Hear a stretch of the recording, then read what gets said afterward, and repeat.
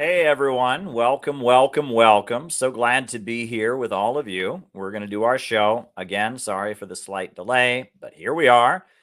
Here we are. We're going to do our show. It's going to be great. It's going to be a great, it's going to be a great show. So hit the like button, hit the subscribe button, hit the notifications bell, and let's do this show.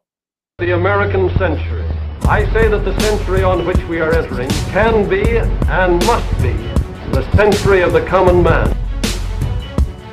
A radical redistribution of economic power. I mean, we know that racism is just a byproduct of capitalism. Everything would be all right if everything was put back in the hands of the people. We need a government that will make sure Americans are taken care of and organize the economy to serve the people, not the profits of a wealthy few. We now have the techniques and the resources to get rid of poverty. We got to start getting out there with the people. Get out of the movement and get to the masses. We need a government of action.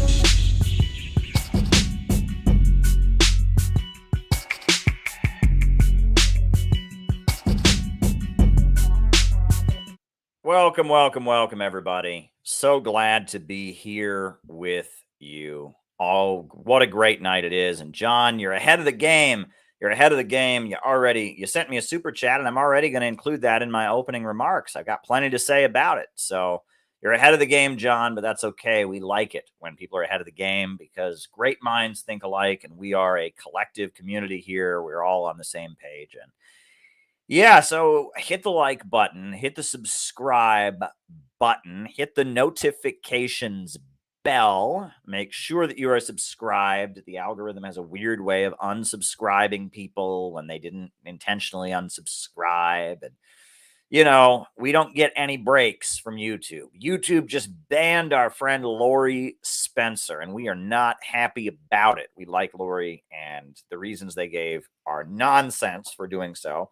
And they didn't just ban her, they banned a number of pro RFK videos. And how is that not election meddling? RFK is a candidate for president.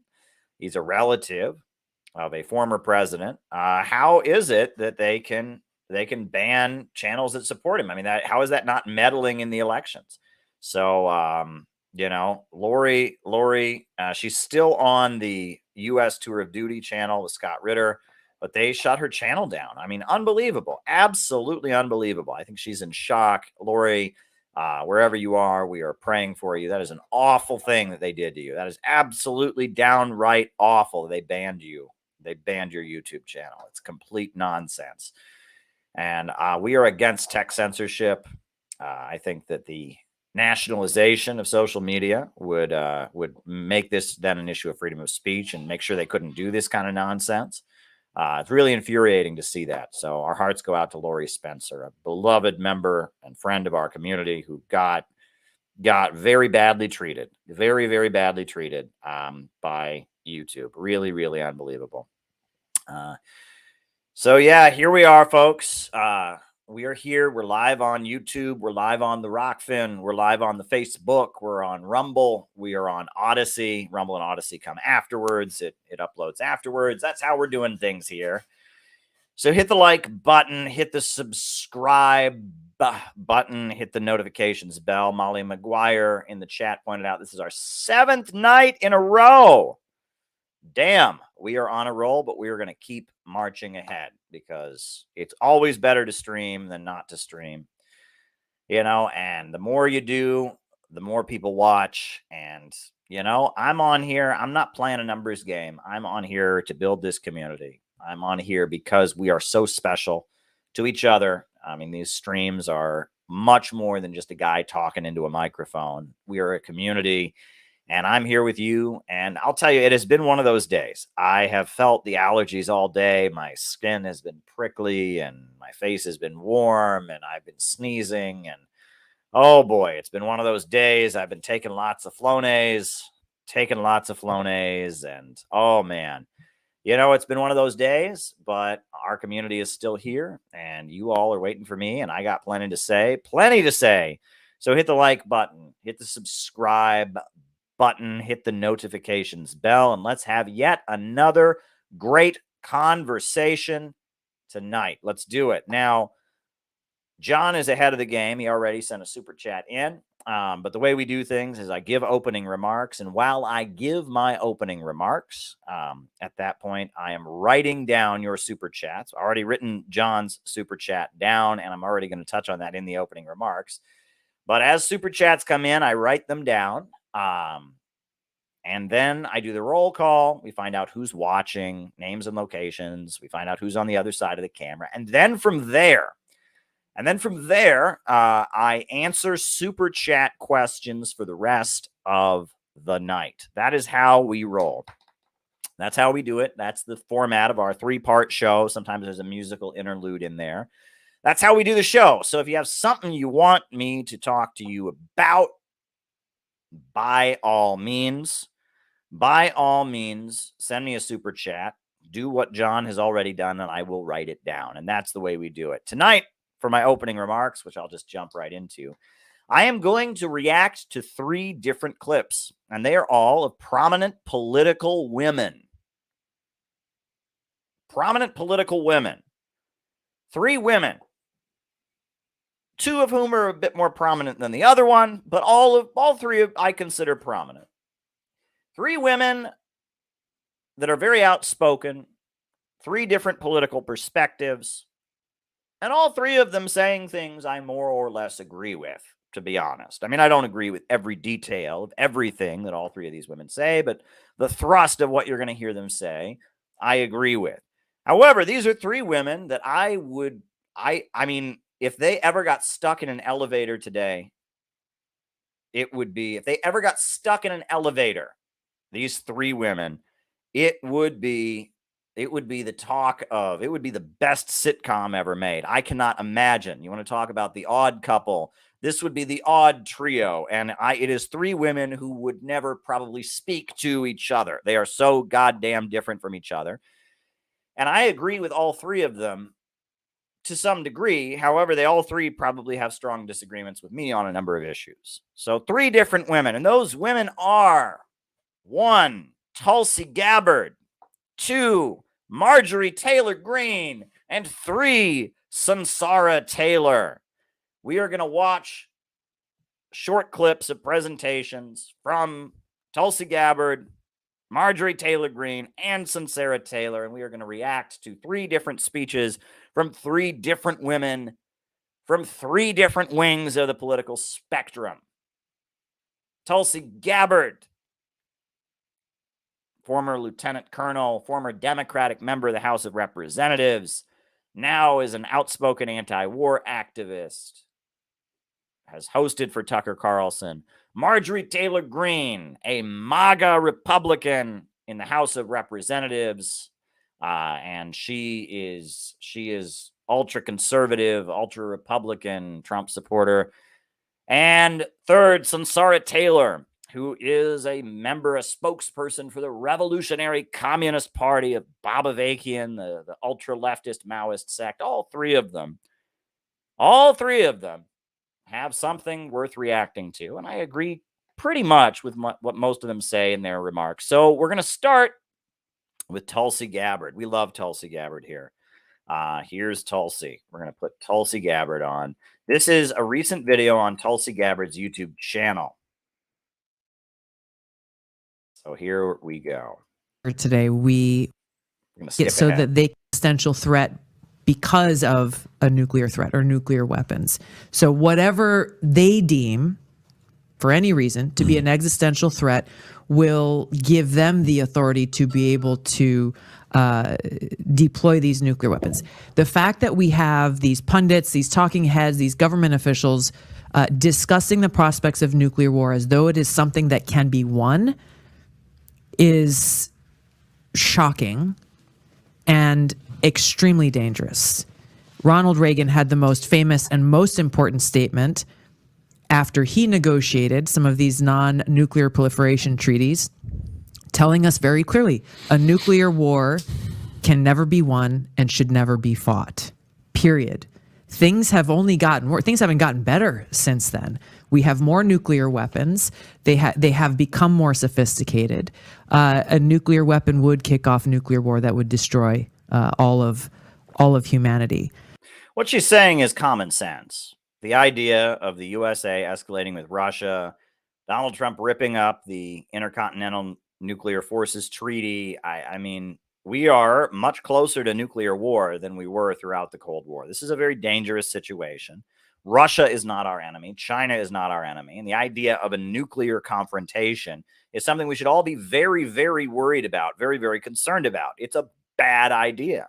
And Tulsi Gabbard herself, former military, I think she's active duty. I think she's currently in the military.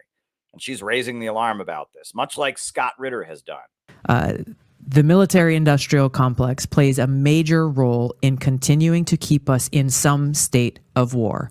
Why? And some of them have even said it publicly. When we are at war, business is good. Yes, after the Second World War, a big sector of the U.S. economy was set up basically to have a huge amount of money flow into it from the government to stabilize capitalism with massive government spending, military Keynesianism, hold off crises of overproduction by pumping lots of money into weapons manufacturers, keep the economy rolling along by having the government spend huge amounts of money on bombs and tanks and weapons. What is the cost? The cost comes out of our pockets, our bank accounts, the American people, the taxpayers. We are paying for it, where those dollars could be and should be dedicated towards actually serving very real needs of people that we have right here at home. Absolutely. Money for jobs, not for war. Our roads are falling apart. Our school system is a nightmare.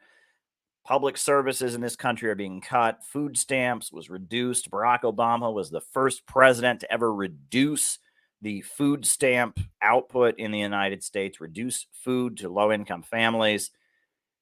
Absolutely, but we've always got more money for the Pentagon and the war machine because it's a stimulus to the Wall Street bankers and bosses. And that's how the U.S. economy has been set up, a military-industrial complex. The military-industrial complex profits when you see a NATO expansion.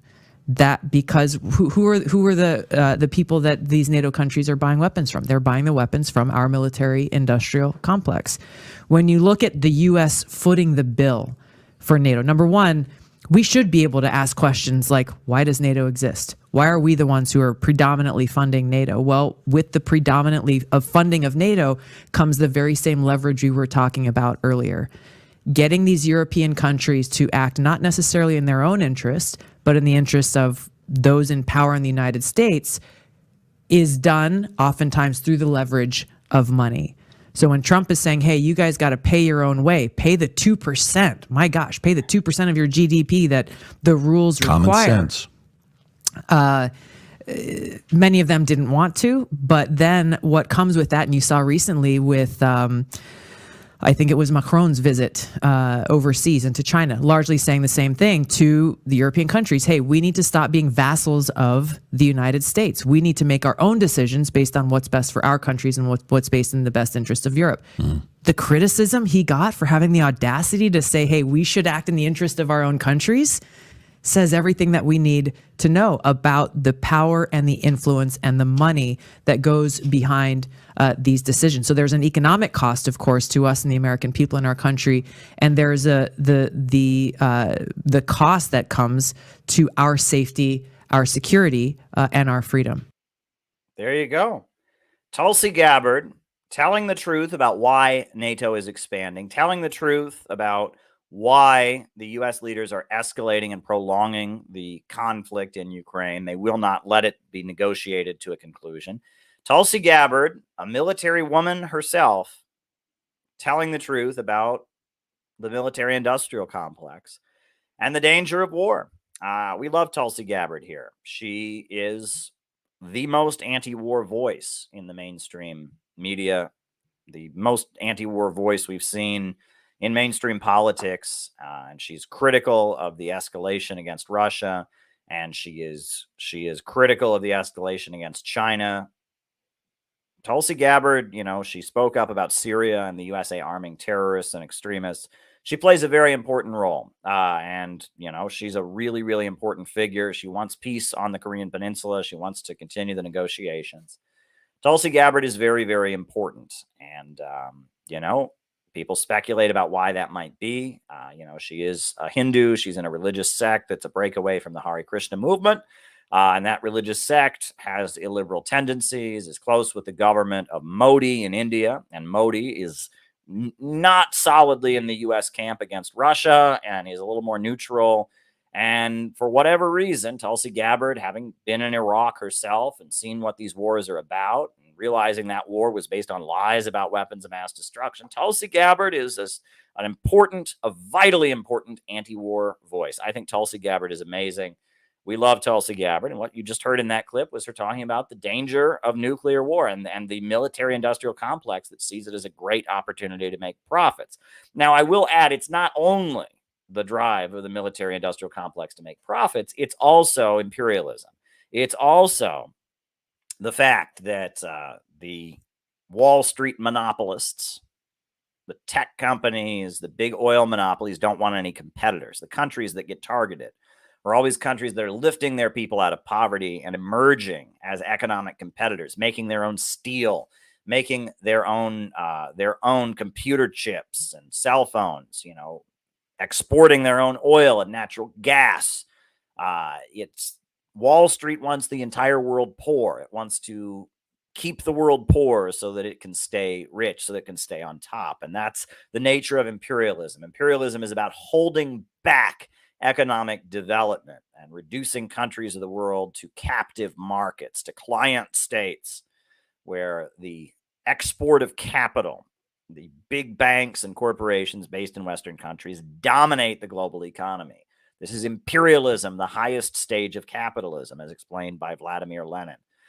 The carving out of spheres of influence where corporations centered around centers of finance, banks based in Western countries, dominate the global economy and hold back development. That is the nature of imperialism. As I always say, keeping the world poor so that they can stay rich. And the way that is enforced is with ugly wars, and they've turned ugly wars into a great way to make profits as well. So that's Tulsi Gabbard. So now we're going to hear from Marjorie Taylor Greene. Marjorie Taylor Greene. All right. Trying to find the clip of Marjorie Taylor Greene.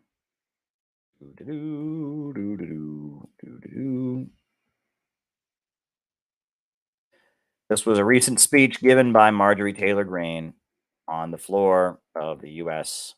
Congress. And if I can, here we go. This is Marjorie Taylor Greene.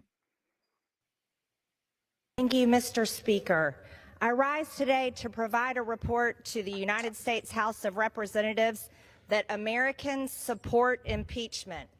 Last week, I introduced articles of impeachment against 5 people who have abused the power of their positions and provided corruption and disservice to the American people. I introduced articles of impeachment against U.S. Attorney Matthew Graves at the Department of Justice.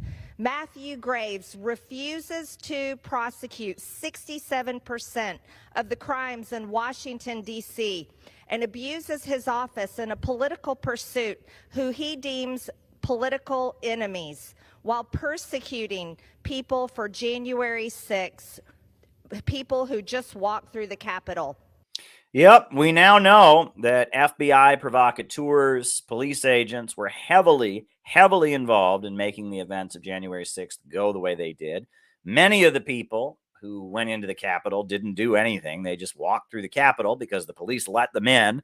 No one informed them they weren't allowed to go into the Capitol. No one said it was illegal. They walked into the Capitol because the police had the doors wide open and were letting them go in. Now, obviously, there were some people that were engaging in vandalism, etc. But we now know that January 6th, in a lot of ways, was a massive act of entrapment. They will not release the number of FBI informants that were inside the building. But, people have looked at the whole Ray Epps situation where they asked an FBI agent if Ray Epps was an informant. He wouldn't answer it under oath. We have many, many examples of January 6th not being what we were told it was, and that, many of the people on January 6th who were in the Capitol thought they had permission to be there, were escorted by the police. The police were almost acting as their tour guides and taking them around. And now we have a very very partisan Department of Justice that is using that case for political purposes. It's really, really awful. And, they talked about Richard Nixon had his enemies list. The Biden administration very clearly has their enemies list. The Uhuru movement, a group of black Marxists, they're on that list. Even though they are communists, leftists, black nationalists, they're on that list. They're facing 10 years in prison for nothing other than writing articles and having web conferences about the war in Ukraine. There's many people that have been targeted by the U.S. Department of Justice in what is clearly a political purge. I mean, it's a political mop-up that the Department of Justice is waging. And yes, the primary target is conservative. It's not only conservatives.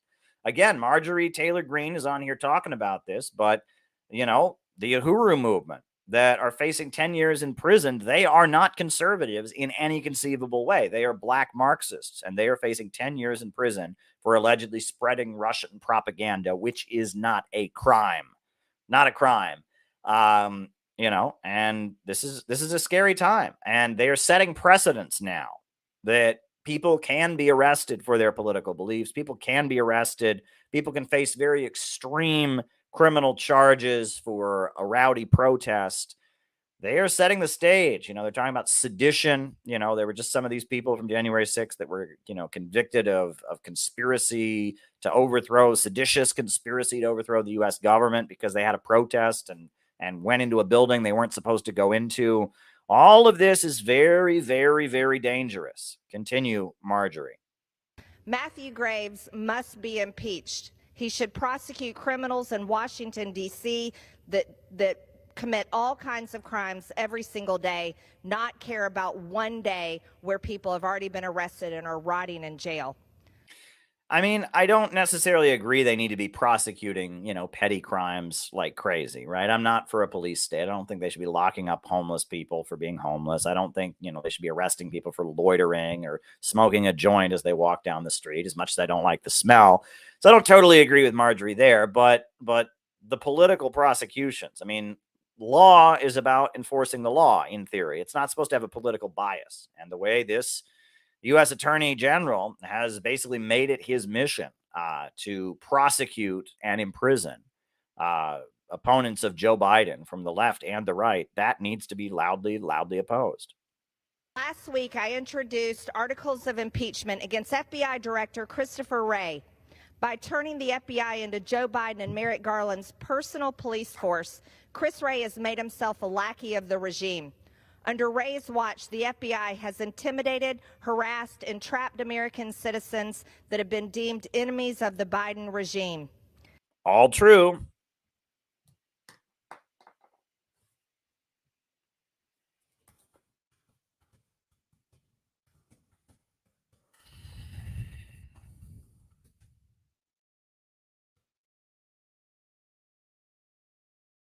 FBI even raided Mar-a-Lago on August 8th of 2022 in an unconstitutional raid of former president's home. FBI whistleblower Garrett O'Boyle told congressional investigators that the FBI created a terrorist threat tag following the Dobbs Supreme Court decision in 2022. O'Boyle confirmed that the purpose of the tag was to target pro-life individuals.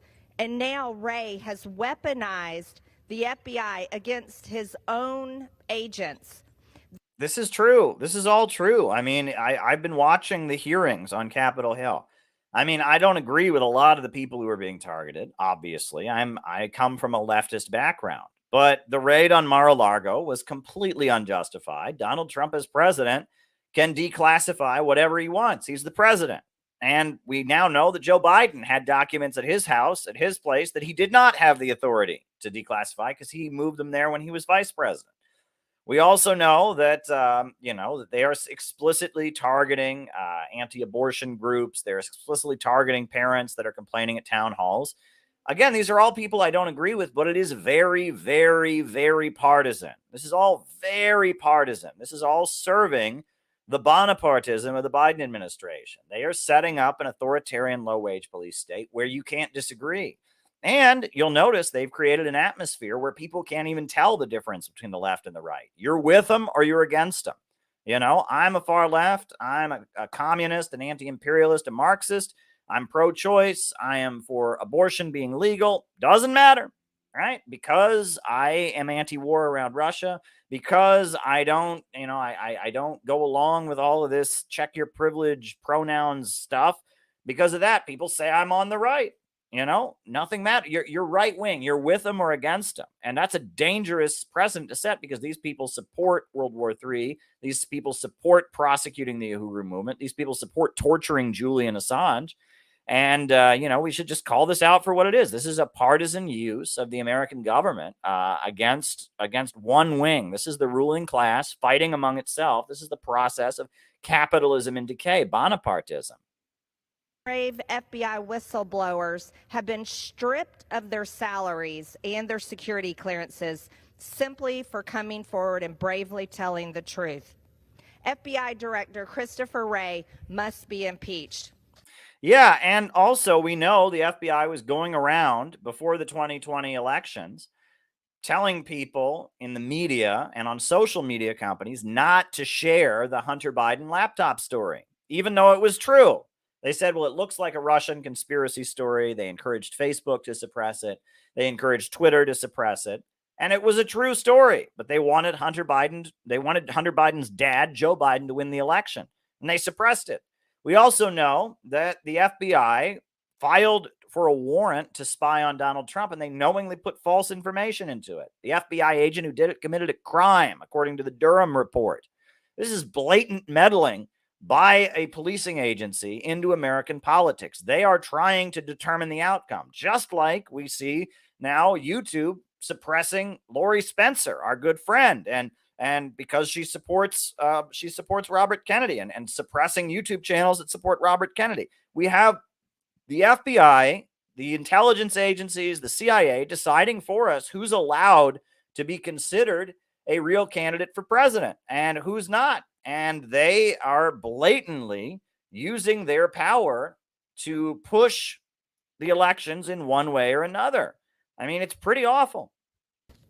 I introduced articles of impeachment against Attorney General Merrick Garland.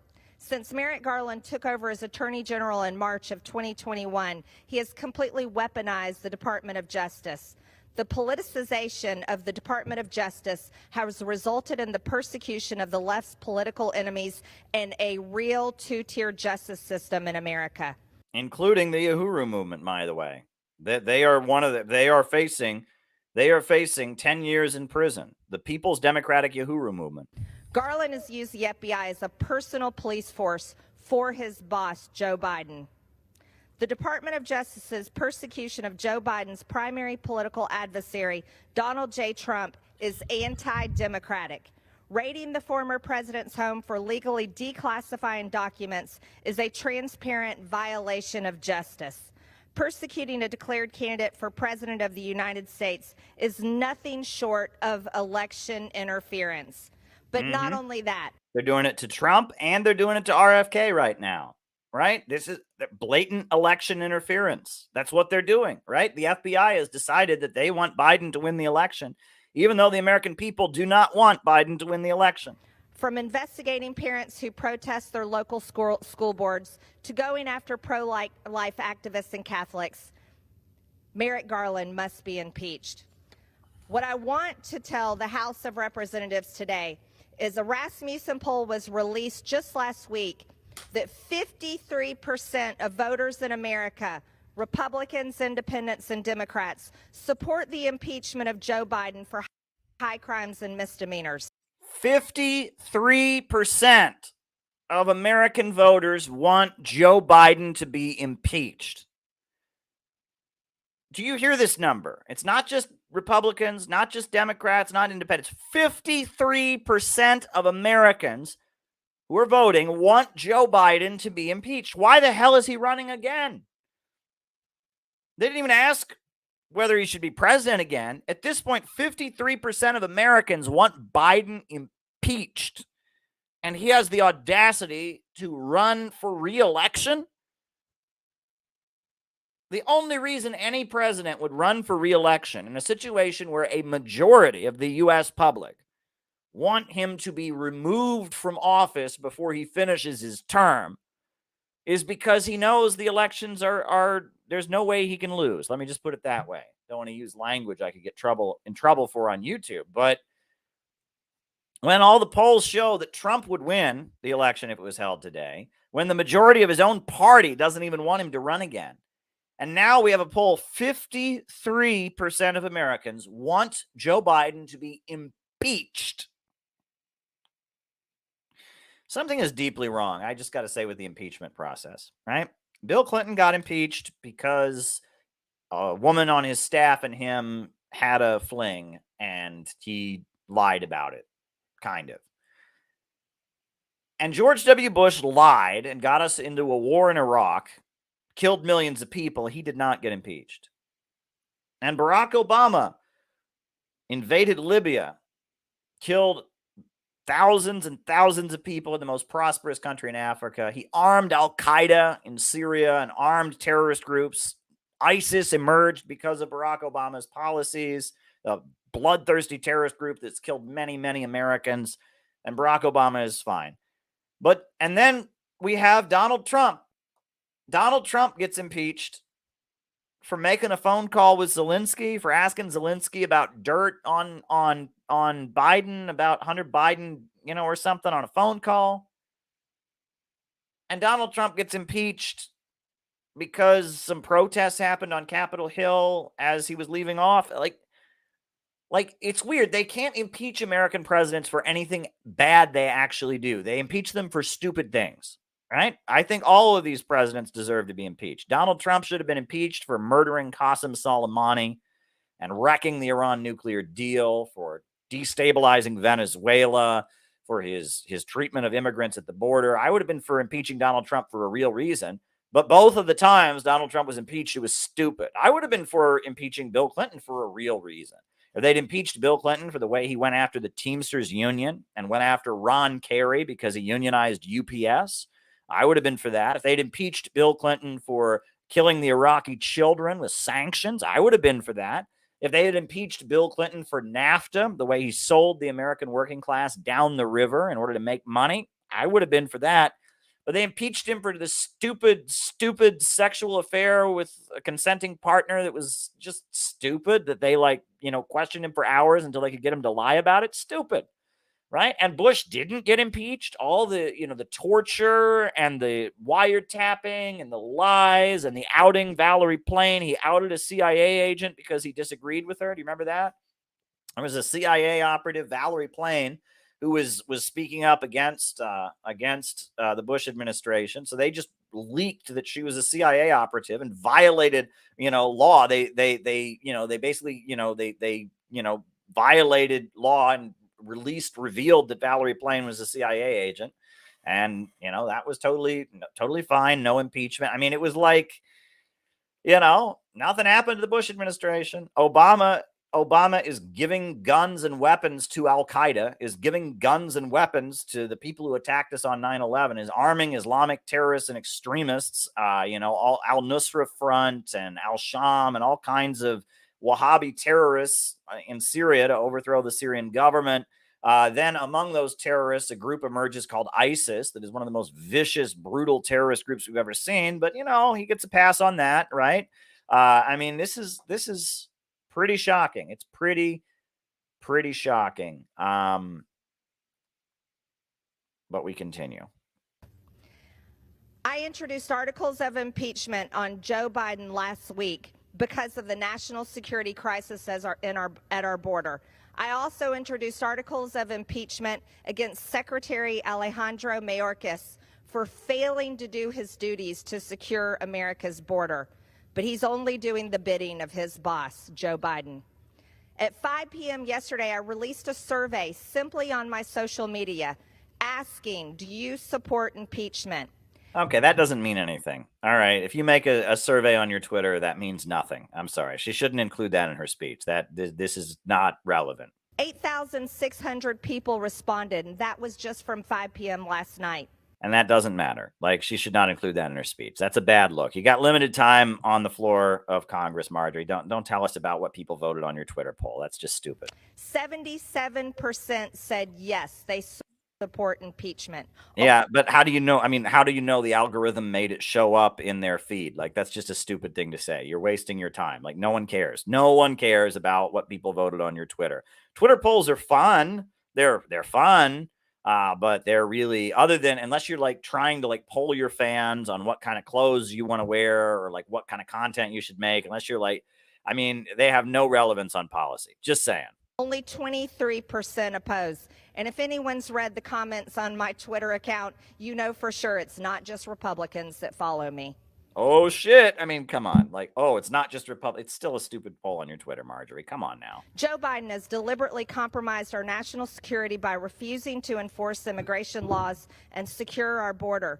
He has allowed nearly 6 million illegals from over 170 countries. Okay, this is where I don't agree with her, right? This is hysteria against the immigrant community, right? The crisis on the border is caused by capitalism. There is a crisis on the border, and it does have very negative impacts, but cracking down on immigrant families, making children afraid their parents may not be there when they get home from school, terrorizing immigrant communities with raids, making people afraid to call the police. It's only going to make things worse.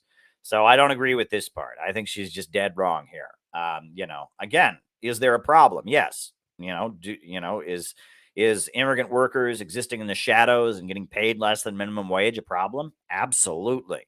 Right? Is the gangs and the drugs and all that on the border real? Absolutely. But all the solutions that they want, the raids, a big giant wall, are all going to make that a lot worse.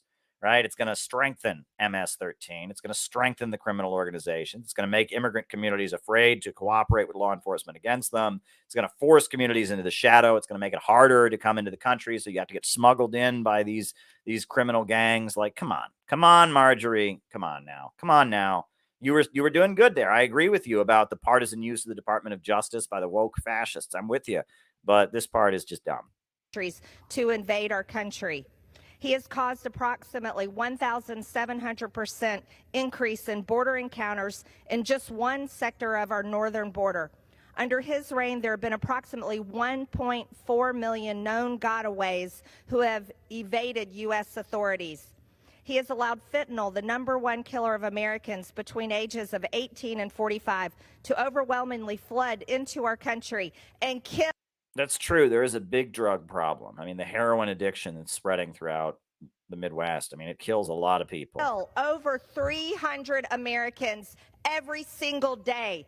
Joe Biden should be impeached. Yeah, they should be waging war on drug addiction. We need to, be helping people that are suffering from heroin addiction. We need to, be fighting that instead of fighting against Russia and China.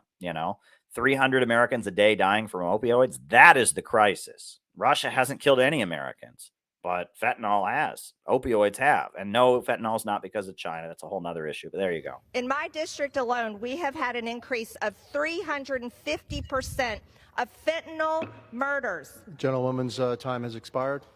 Thank you. Joe Biden must be impeached. I yield. Well, overall, a pretty good speech. Again, didn't agree with everything, especially the immigration part, and like, I don't care what people vote on her Twitter, but there you go.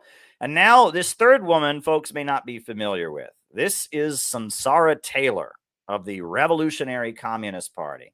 And I was touched. I got a press release from them today. I'm on their press list. And they announced that Sunsara Taylor is on a speaking tour against wokeism. And I'm like, damn, good for her. Good for her. It's about time that some of these communists woke up against wokeism, right? The great Peter Coffin, who I think is watching right now, I wrote a great book exposing the woke insanity and how dumb it is, why you need to oppose it as a leftist. Just a great book. And I've read it. I've done streams about it. I've interviewed him about it. Peter Coffin wrote the book on wokeism, Woke Ouroboros, right? About how it's a snake eating its own tail. I am happy to see any leftist condemnation of wokeism. Now, I'm going to show a clip where some woke students have like an argument with Sunsara Taylor when she was speaking at UC San Diego, right? And it's an interesting clip. I mean, she has her limitations, but we're going to watch the clip.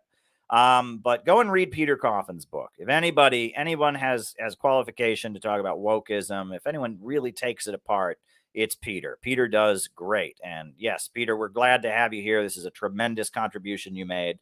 I hope the RCP reads this. I hope that the Revolutionary Communist Party, I hope you send it to them. I think you should just send it to them in the mail. Just send them a copy to their bookstores. I think you should, make them engage with it. They're not where we're at. I don't think they're not where you're at, Peter, but I think you should stay on top of them about this because, if they're starting to see the light about how dangerous and toxic the wokeism is, I think this is something. So I'm going to show you this clip. This is Sunsara Taylor when she had a confrontation with some woke students. But before I say that, tomorrow, like the day after this stream, the 24th of May, today is the 23rd, Sunsara Taylor is speaking at UCLA. She is actually having an event at UCLA tomorrow. Go and look it up. If you are a fan of this community and you're in the LA area, go to that event. I am calling on you. Anybody who is in our circle, anyone who's part of this community and lives near Los Angeles, go to Sunsara Taylor's event tomorrow and get up during the Q&A and tell them you're with the Center for Political Innovation, or you're a fan of the Center for Political Innovation, or you love this, and that she is absolutely right to oppose wokeism and that she should check out our stuff. That'd be a great place to intervene. I wish we had people in LA right now. We have a lot of people in the Bay Area. We got people in different areas, but I can't think of. I've texted a few contacts we have in the Bay Area, in the LA area. But if you're in the LA area, please go to this event, right? And if she has an events around the country, we'll make sure that our members go, because I think this is a really good development to see leftists calling out wokeism. Now, that said, okay, they're still not where we're at. They still don't get it. And you'll see that when you watch this clip. But it certainly is amusing to watch these woke students, get all hoity-toity at Sunsara Taylor. It's certainly an entertaining clip. I watched this afternoon, and I mean, it was interesting. This is where politics is at. This is certainly an interesting clip. So I'm gonna skip ahead to the part where Sunsara is at. She's at UC San Diego. Right. And the woke students, they take her on and she engages them. So here we go. Improves their mental health and prevents suicides. So following that up, I guess I'm wondering why I'm seeing kind of reactionary rhetoric against preferred pronouns. This is, I guess, a very disingenuous argument because it is possible to both care about children starving in the third world and also care about trans people. I kind of raised an eyebrow at word choices like lunacy and real revolution ostensibly versus fake revolution. Do we believe in this, the others do not, etc. And it kind of perturbs me. Okay. Yeah, look at her face, by the way. She is totally she's like, all right, I'm being really nice. I'm going to give you a fake laugh here. You're full of shit, kid. Can you just shut up, kid? I mean, but she's trying her hardest to be accommodating to these people, but she's tired of the bullshit. Sunsara is tired of this bullshit. On the whole, I mean, maybe this is just me, but when it comes to the things that I agree with you with, namely things like cancel culture being a farce, the things that I agree with you with... I get it, kid. I get it. I'm pretending. I'm holding back my anger. I love this. My response is, well, no shit. And the things that I disagree with you with, I'm left feeling like you're overgeneralizing things. The name of the article that's in that pamphlet is Pronouns and Starving Children. And he starts out the article by pulling the lens back to the big picture in the world. And he says, since World War II, just think about this statistic, 250 million children, if I'm getting the statistic right, 250 million children have died of starvation and preventable disease because of capitalism. Because we live in a system where food and medicine are not produced to meet social need, they're produced as commodities to be bought and sold for a profit. No other reason than that. Yep, and the countries that have alleviated that are socialist countries. Libya had the highest life expectancy in the African continent. China has raised 800 million people out of poverty. Socialism in Cuba and in Nicaragua and many places has cured that. But the countries of the world where you still have people dying of malnutrition, etc., are countries that are still under the domination of Western capitalism and imperialism, holding back development, capitalism in its monopoly stage. Important to make these points. Continue.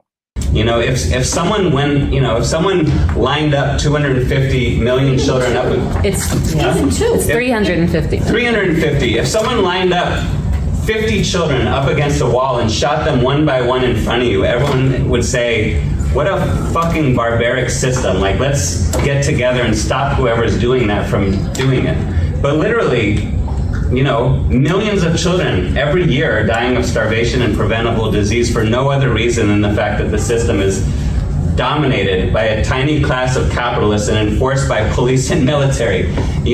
Yep, exactly. The global system of monopoly capitalism is holding back development and keeping the world poor. Now, what he's leaving out here, and this is really important, is that Joe Biden's faction wants to make it worse. Joe Biden's faction says the problem is overpopulation. They want to double the number of children that are dying because they think there are too many people in the third world. And that's what he's leaving out. Now, he forgets that, but Donald Trump and all of them, they want to increase the population, right? Because they want to make more profits. But the faction that is backing wokeness, the World Economic Forum, Bill Gates, Carlos Slim, Jeff Bezos, they want those numbers they just listed to go up. And they are actively trying to prevent China from building power plants in Africa that would provide electrification because they say, power plants pollute. We can't have that. So that's worth pointing out. That's something that I think is relevant, is that the woke faction, when it comes to children in the third world dying of malnutrition, people in the third world dying because of a lack of development, lack of access to medical care, etc., the woke faction wants to increase and exacerbate those problems. We have the power to actually do something about that. But what is going on college campuses and beyond is people are focused on pronouns. People are focused on... Of trans people die. Look, let me roll that back so you hear that. But he's right. I mean, he's right. What should we be focused on? What is the moral imperative, right? Is it people dying from lack of medical care? Is it, Africa being ground into poverty? Is it this food crisis that's been artificially created by driving Russia out of the food markets and out of the oil and gas markets? You look at what's gone on since the pandemic in Africa in terms of malnutrition. You look at the rising costs of energy and food. There's a global economic crisis being fomented by Wall Street. People are dying all over the world, and the left is mad that somebody didn't call somebody the right name. Enforced by police and military, and we have the power to actually do something about that. But what is going on college campuses and beyond is people are focused on pronouns. People are focused on... Millions of trans people die. Look, how can... But millions of trans people die. Yes, they died because someone didn't call them the right pronoun. They died because someone made a mistake and unintentionally called them the wrong pronoun, and that caused them to die. Did he seriously just make that argument? Did someone literally just say, but millions of things are bad for trans young people. I know that, and there needs to be more services, and bullying needs to be gotten rid of. There needs to be compassion. But did he really just compare people in Africa by the millions dying because capitalism keeps their countries in poverty to... I don't even know where to begin. This is true, actually, and he makes the point. We'll get to you. 1 second, we'll get to you. He makes the point, I'm not here to argue about what pronouns people use. Then why do you keep bringing it up? Oh my God, the fact that you're criticizing my focus means you're like racist. Why do you keep bringing it up? Because it's a valid point that the USA is waging a war to destroy Russia, to try and grind people into poverty, and people are starving, and no one who's a leftist will do anything about it. But God forbid somebody posts the wrong meme, they have their lives destroyed, and they are all calling up their job and trying to get them fired. He's got a valid point. That's why he's bringing it up.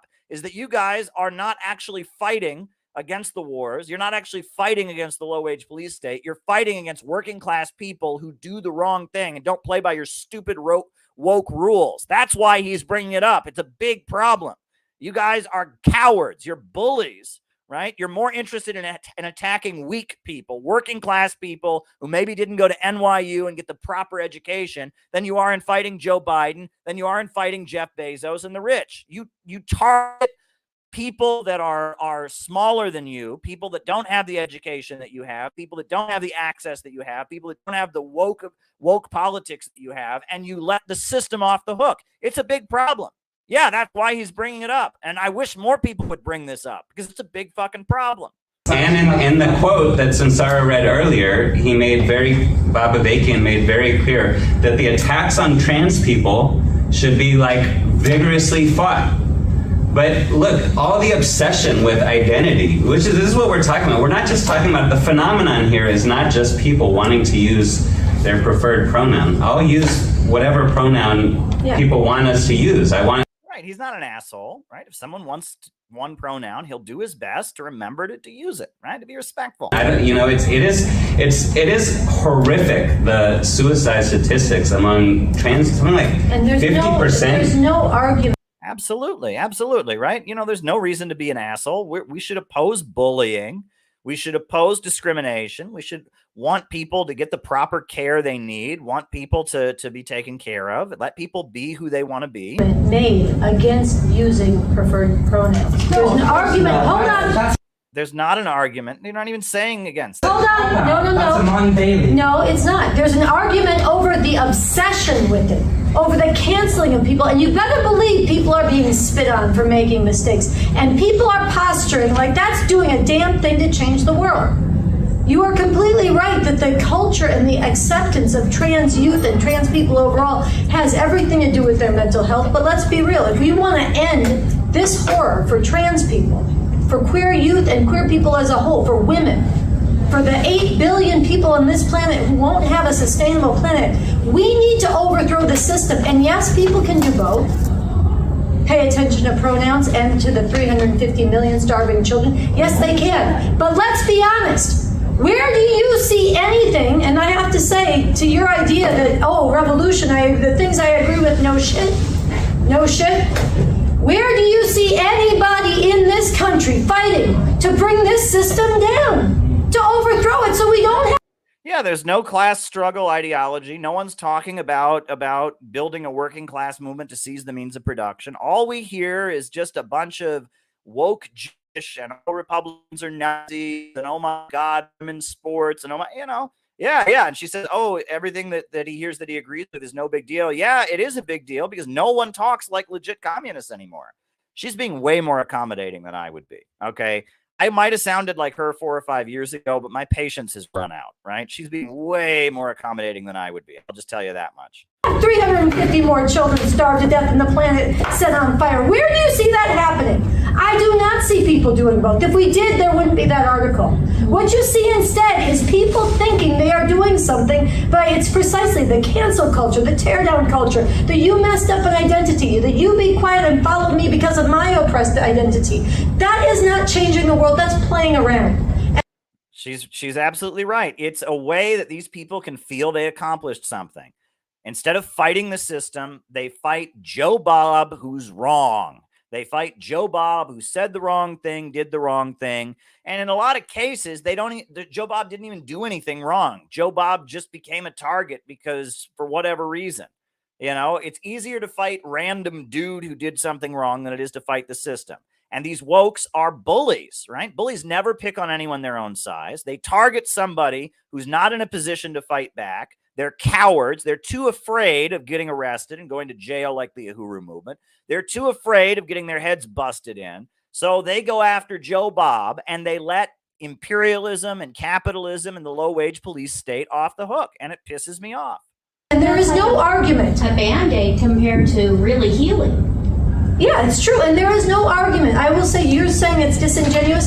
It's disingenuous to ascribe an argument. Look, there are people, we all know it's true, there are people who get out there and make a point of refusing to use people's preferred pronouns. And it's fucked up. And you are right to call that kind of thing out, but it's... Yeah, it is. But like, people are assholes. You know, like, you're right. I mean, okay, I'll be with you. If people are going out of their way to be an asshole to somebody who's trans and go out of their way to be like, I'm not going to call you what you, that's not nice.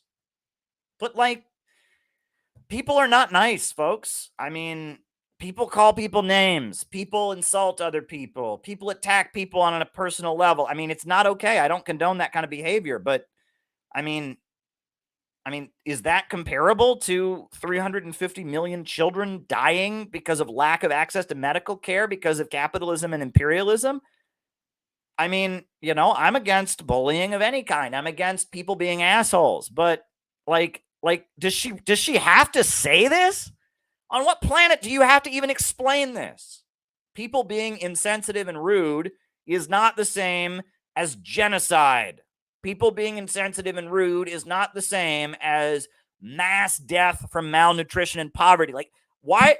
Like, what planet do these people live on where you have to explain that? Disingenuous to say that's what's being done in this piece. There's something being done precisely to get under people's skin, and I'm glad it got under your skin in a good way, and I hope you think about it and others do too, to say, where are we focused? That's where he began. What is the big picture? Where are we focused? So as you can see, this was that was a great interaction. I thought that was tremendous. And there's more. I think this is great. This is really, really great. You know, and I love this. I am going to promote this, right? And I don't think the RCP people necessarily like me, but I don't care, right? The fact that they're saying this, right? The people who led the Stop Trump, Trump's a Fascist campaign, that they're out there saying this. I mean, if anybody, them saying this is a big deal. So let's continue. This system with what its militaries and occupations and terror and torture around the world, you actually have to bring that down. There's no other way. So to do that, and this gets to the brother who asked the question about why is revolution more possible now. Raphael was talking about a big part of this. I just want to underscore it because we're living in a rare time. And this is where she gets completely off the rails. I mean, this is where I really disagree with her. I mean, and it's painful for me to listen to this because it's like I'm listening to someone who's so right and they're also so goddamn wrong. And this is where she goes off the rails, but I want you to hear this. And the person who left early about we're going, you know, could be the Holocaust. Look, the Holocaust in that exact form, history doesn't repeat itself, but we are heading towards something horrific. You know, I agree. Yes, capitalism when it's in crisis. If you don't, the only way they can get out of these crises, the Communist Manifesto says, is by degrowth and reducing the population, more thorough exploitation of the markets, and conquest of new markets with war. So she's right?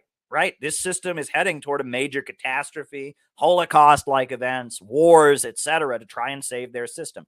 Fascism is saving capitalism from a crisis of overproduction with mass destruction, death, and terror. That's what fascism is. So she's right about that, but she gets crazy here. We'll just keep listening. The Christian fascists who took over the Supreme Court. Oh boy. The Christian fascists who took over the Supreme Court. Oh boy. They're not stopping. They are really going for Handmaid's Tale. How's that? It's going to be a nightmare. The planet is burning up. The horrors of what climate destruction has already done to Oh, good Lord. Oh, good Lord. You do realize that they're planning more mass deaths in the third world. They want to, you know, stop development in the third world and kill more children in the third world. And they're saying we have to accept it because of climate change. You do realize that, right? Climate change is the main argument they're using to push degrowth in the developing world, Sunsara. Latin America and other countries where people are fleeing, and then the nightmare being unleashed by Border Patrol, by all over the world, the camps people are piling up in. The nightmare that is happening for humanity on a global scale that most people are not looking at and thinking about in this country. We are living in a time when the ways that people have been accustomed, you said this system's gone on for a long time, people have been accustomed to accept this system as legitimate because it's played by certain rules. There's been peaceful transfer of power. Maybe we don't like certain things, but at least we have a say-so and at least we have peaceful transfer of power. Well, that's being blown up. Not by Trump, not by Donald Trump. You know, if you think that January 6th was an attempt to prevent peaceful transfer of power, you're delusional. It was a rowdy protest. It was a bunch of Trump supporters went into a building they weren't supposed to go into and farted in Nancy Pelosi's desk chair. It was not an attempted coup. Look what happened in Tennessee. This is happening. It's escalating by the week. Tennessee, students get massacred. They do a walkout. 2 junior state representatives stand with them, 3 actually. 2 of them are young and black. And the fascist majority of the Republican State House says, doesn't matter that you were elected, you are no longer representatives. Montana, too. Then they did it, exactly. I was going to go there next. Then they did it last week. Fascists looked at it, ooh, new play. We're going to put that. Yeah, and like a bunch of Trump supporters are in jail for walking into the Capitol building when the police told them to. The Uhuru movement are facing 10 years in federal prison for sharing articles about Ukraine. This is a group of black revolutionaries. You know, I mean, yeah, the political stakes are certainly escalating right now. And the Republicans are playing hardball and the Democrats are playing hardball. But the Democrats clearly have the upper hand, Sunsara. The Democrats are the ruling party right now, and they are the ones that are marching us toward World War III, and they are the ones marching us toward a police state. They're the ones torturing Julian Assange. It's like, yeah, Republicans are doing bad shit too, but that's because we're entering divisions in the ruling class and political warfare. In our playbook, they passed a fascist trans law there, and the trans representative, look, I don't think you can solve this with reforms and by entering this system, but this trans representative got up and said, when you go home and pray tonight after passing this law, I hope when you look at your hands, you see the blood of trans youth on them. Because you're absolutely right. The death rates, the suicide rates, this is what's going to happen. She's trying so hard to say, look, I'm on your side, guys, but you have to have common sense, right? She is pandering so hard to these wokes, but they're still going to cancel her, right? It doesn't matter. You can bend over backwards for these assholes. It does not matter. No matter what you do, you're a Nazi, you're a fascist, you're a white supremacist. If you're not pro-imperialist, if you're not part of their little Democrat Party fan club, look how hard she's pandering to them. Do you think any of them are going to stop calling the RCP a cult? Do you think any of them are going to stop, calling her a TERF? But look how hard she's pandering. It doesn't matter. They said, out with you. This is not a democracy. Look, he's right. The democracy was always a cover for a class dictatorship. But right now, the ways that people have been conditioned to accept this system are being ripped up. And what it is mainly leading to is the fascists are on a tear, and people in this country with their American privilege and their comfort are large. Their American privilege and their comfort, while they're losing their jobs, while they're dying from opioids, while their children are in jail at the highest rates of incarceration in the world, while the electricity isn't even working in parts of New England, their American privilege and comfort. Is that what you're talking about, Sunsara? Largely retreating inward to themselves. They're hiding from this reality. And you have a situation where the fascists are on the march and the decent... Yes, and Joe Biden is the fascist. He wants to set up a low-wage police state. He wants to march us into World War III. He's trying to make it illegal to question U.S. foreign policy. He's trying to imprison the Uhuru movement. They're torturing Julian Assange right now. Sorry, who supports Julian Assange, Sunsara? Your party supports Julian Assange. I've seen members of your organization go to Julian Assange events. Carrie Lake just made a Facebook a tweet supporting Julian Assange. Carrie Lake, the Trump Republican in Arizona, supports Assange, right? Marjorie Taylor Greene supports Assange. Sarah Palin supports Assange. Joe Biden is prosecuting Assange. How much do I need to wake you up on this, my dear? People have their heads up their fucking asses and are laying down for this. And why are we taking on woke and why are we challenging people? Because decent people are playing around canceling each other over petty shit. She's right about that. Rather than facing this real horror and standing up to it. But the real horror is not coming from the Republicans, Sunsara. It is coming from the Democrats. The Republicans are just trying to fight it off, right? You look at Trump's administration, it was just an attempt to kind of hold back to some degree what was going on under the Obama administration. We got a new war with Biden. The Trump administration was just kind of a libertarian administration, deregulating things and trying to some degree to not be as hawkish and failing. Whereas the Biden administration is actively pushing degrowth, actively pushing austerity, actively marching us to World War III, actively imprisoning left-wing voices like the Uhuru movement, actively prosecuting Julian Assange, actively censoring the internet and manipulating social media to push their agenda. I mean, yes, there is a fascist horror, Sunsara, but it ain't coming from the Democrats. But it ain't coming from the Republicans. It's coming from the Democrats. We're in a time when, because the norms are being ripped open, there are big questions being forced open, that if we got serious. And she's right about this. She's right about all of this, except she's got it backwards. If we got organized, if we spread this, we are the RevCom's mission. Read it. This is what we're doing. We're spreading it to millions right now. We need to be able to work together as you're learning about it. Get this out there. Let them know there's a different way we could be and work together, debate it. We could be reaching millions in a time like this. And the other thing that makes it a rare time, that actually speaks to why a revolution, how it could be made in a way that is not normally possible, is that the divisions among the rulers go down through every part of society, including among the population and also within the institutions of the state. Exactly. And you're on the wrong side. Including their armed forces and their institutions of repression. They're not all, half of them for revolution and half of them for fascism. But when you have fascist laws and you have half your military, or 80% of it is people from among the oppressed, who are being called out. Look, there was a little window. I'm going to give two examples, then we're going to go somebody who didn't. Yeah, you hadn't spoken yet.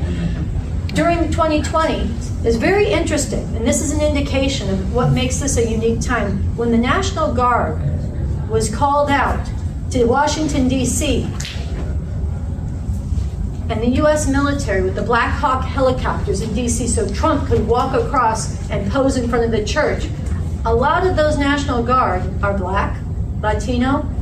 A lot of the Black Guardsmen were ashamed to tell their families what they were doing, that they were there to police the Black Lives Matter protests.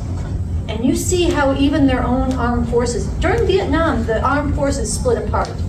During the Vietnam War, after they were getting their asses kicked, it was an unjust war, huge numbers of people. There's a film, Sir No Sir, about the rebellion within the military. They couldn't deploy their military because Biden is more pro-war. Biden is more pro-war.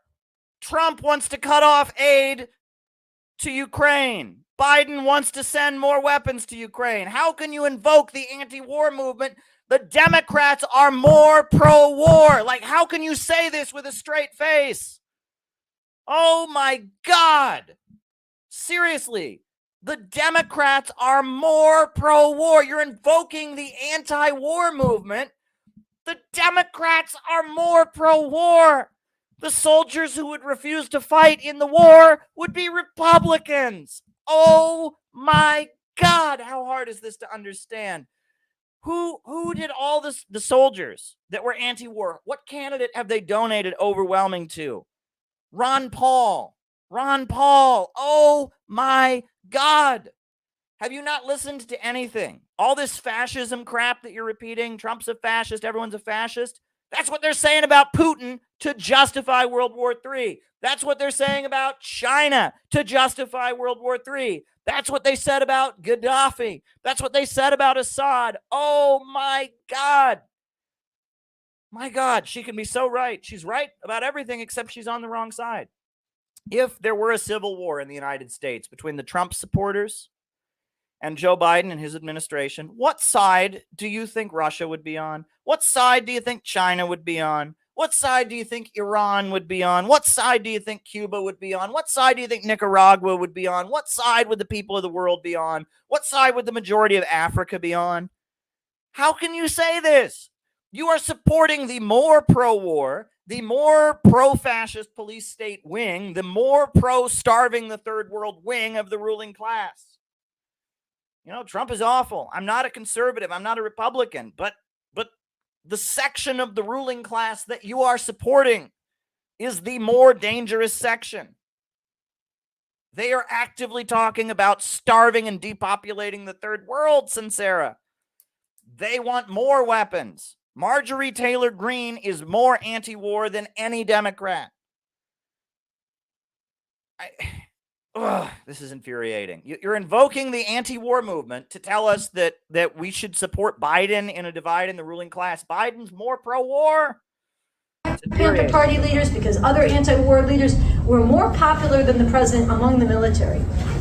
And so there were all kinds of units that wouldn't go out and fight anymore. And they couldn't deploy their... And why do you think they're trying to wokeify the military right now? Because many people in the military don't want new wars. Who's the leading anti-war voice in the mainstream? Tulsi Gabbard, who's also a TERF, critical of the trans issue. You're on the wrong side. You can have, in a time like this when the norms are being ripped up, you actually have splits in their institutions. You saw dimensions of this with the overturning of Roe as well. Yes, that is true. And you're on the wrong side. U.S. veterans, female veterans, who said, I fought for this country, I served this country. They came back and they burned their uniforms when that right got taken away. They said, what did I fight for? I'm treated as a second-class citizen. What is this country? You start to see the contours of how you could actually break apart and weaken there. You still are going to have a fight. Yes, but the Biden administration is strengthening the state. The people breaking apart the state right now, the people trying to weaken the Pentagon, the people that are trying to weaken the FBI are the Trump people. Sunsara, think for a minute. Think. They're still going to be powerful, but they're less powerful. They're more prone to being split apart, and there's more basis to win people among the revolutionaries among the people. And if you waste a time like this, we are headed towards something horrific when we could actually bring about something truly emancipating, which is why we're fighting with people to think of the big picture. Think of the 300 million children around the world. Think about the world future for the planet. And let's seize this time. I mean, it's just the problem with these communists. I'm just telling you, I've been among communists since I was 19. And the problem with them is that they have never met anyone who's not a Democrat. It's like their entire worldview is centered around the Democratic Party. What do you expect? Their entire view is centered around the Democratic Party. And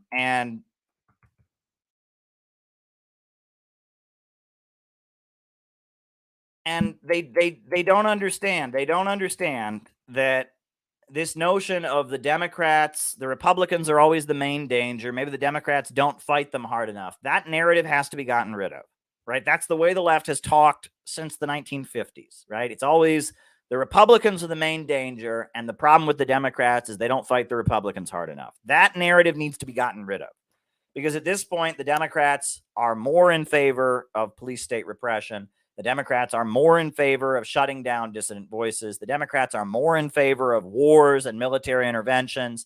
The Democrats are more in favor of political repression. You go down the line on every issue, the Democrats are more dangerous, right? So this narrative, that doesn't mean we should support the Republicans. I'm not endorsing the Republicans by any means.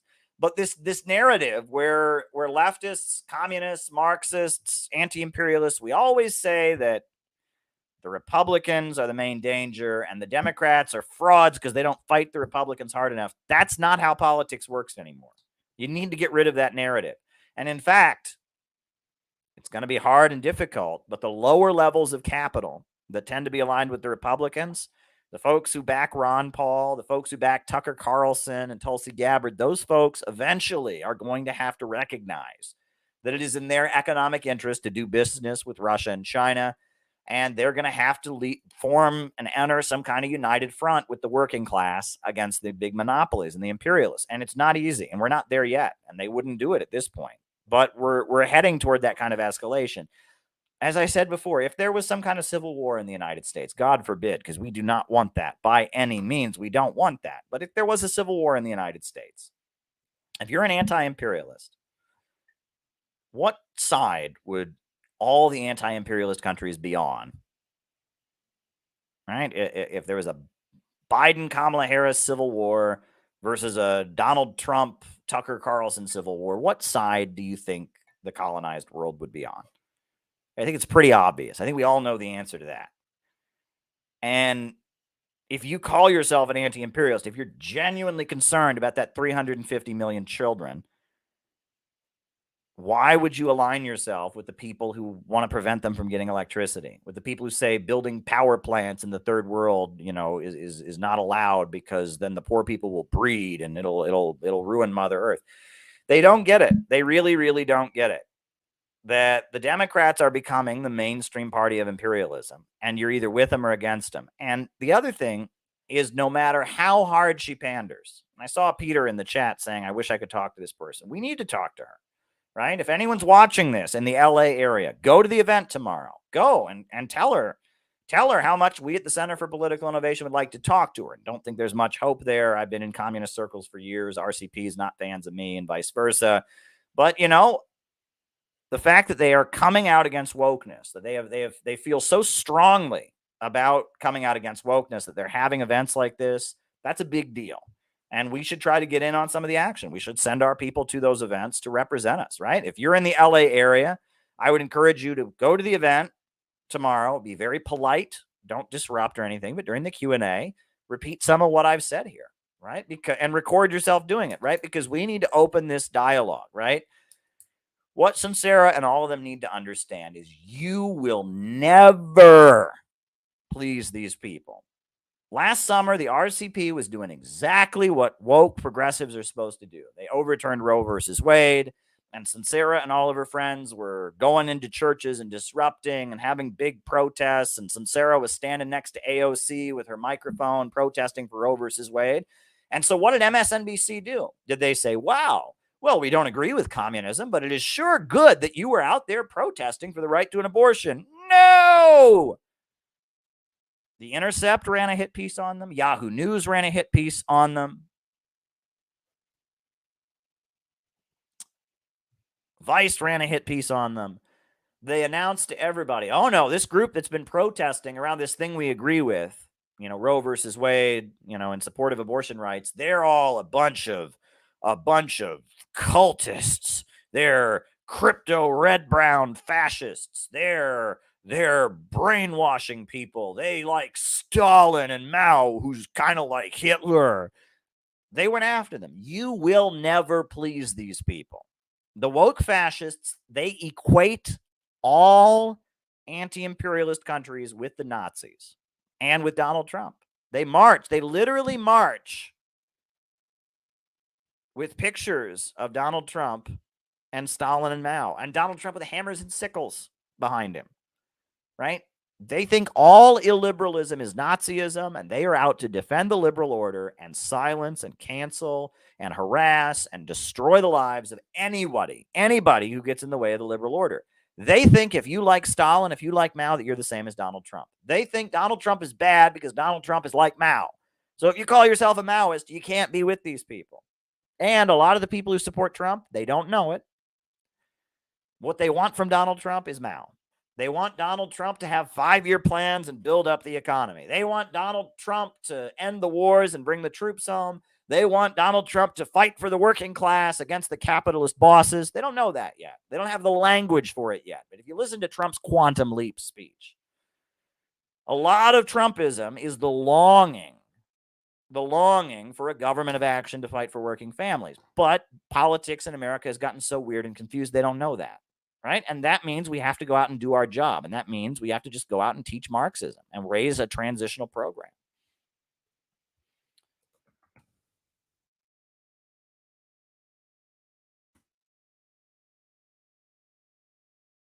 It's hard work. It is not easy to be a revolutionary. It's not easy to be an anti-imperialist. It's not easy. It means you have to have difficult conversations. And to their credit, they're doing that. Right? They are going to the campuses and they are saying wokeism is no good. And but they need to understand it's way, they don't know the half of it. I mean, I would start by giving them Peter Coffin's book. I would start with this, right? I would start with Peter Coffin's book.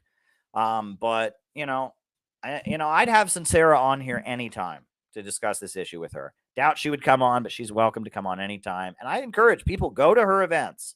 Go to these events. If you're in LA, go to the event tomorrow at UCLA. Go to these events and engage with them, because the fact that they have realized how dangerous wokeism is, that they're spending their resources to start coming out against it, that's a good sign. That's a good sign. They're starting to get it. They're starting to get it. Right? Look, I talk in my new book. I talk about the Boston Trap, and I actually talk about the Revolutionary Communist Party and how when they got started, back when they were the Revolutionary Union, they had the right instinct. out of the movement to the masses. And there were events that I'd call the Boston Trap. I'm not going to get into specifics because, we're ending towards the end of the opening remarks here. But they kind of got pushed into the direction that they're in now. But the economy has changed. Political discourse in America has changed. We got to get out of the Boston Trap. And we got to repudiate the Great Retreat. Go read my book, Marxism, MAGA, and the Coming Revolution. Where is America going? Go and read my book. Go and read my book, and you'll know what I'm talking about. But the Boston Trap and the Great Retreat, those two things, those two negative occurrences that were kind of forced on the communist movement by historical circumstances, the Great Retreat and the Boston Trap. The new communist movement, which her group, the Revolutionary Communist Party, comes out of, was one of many groups that were formed, communist organizations that wanted to align with China. They thought the CPUSA were reformists. They wanted to align with China. They did a lot of great work. They had many great rallies and demonstrations. They had many thousands of members. But the way the U.S. developed during the 1970s, you had the Boston Trap and you had the Great Retreat. And both of those events kind of pushed leftists into this weird position of being the Democratic Party's foot soldiers. And now is the time to repudiate the Boston Trap, to repudiate the Great Retreat, and to go out of the movement to the masses. And that's what the Center for Political Innovation is all about. Out of the movement to the masses.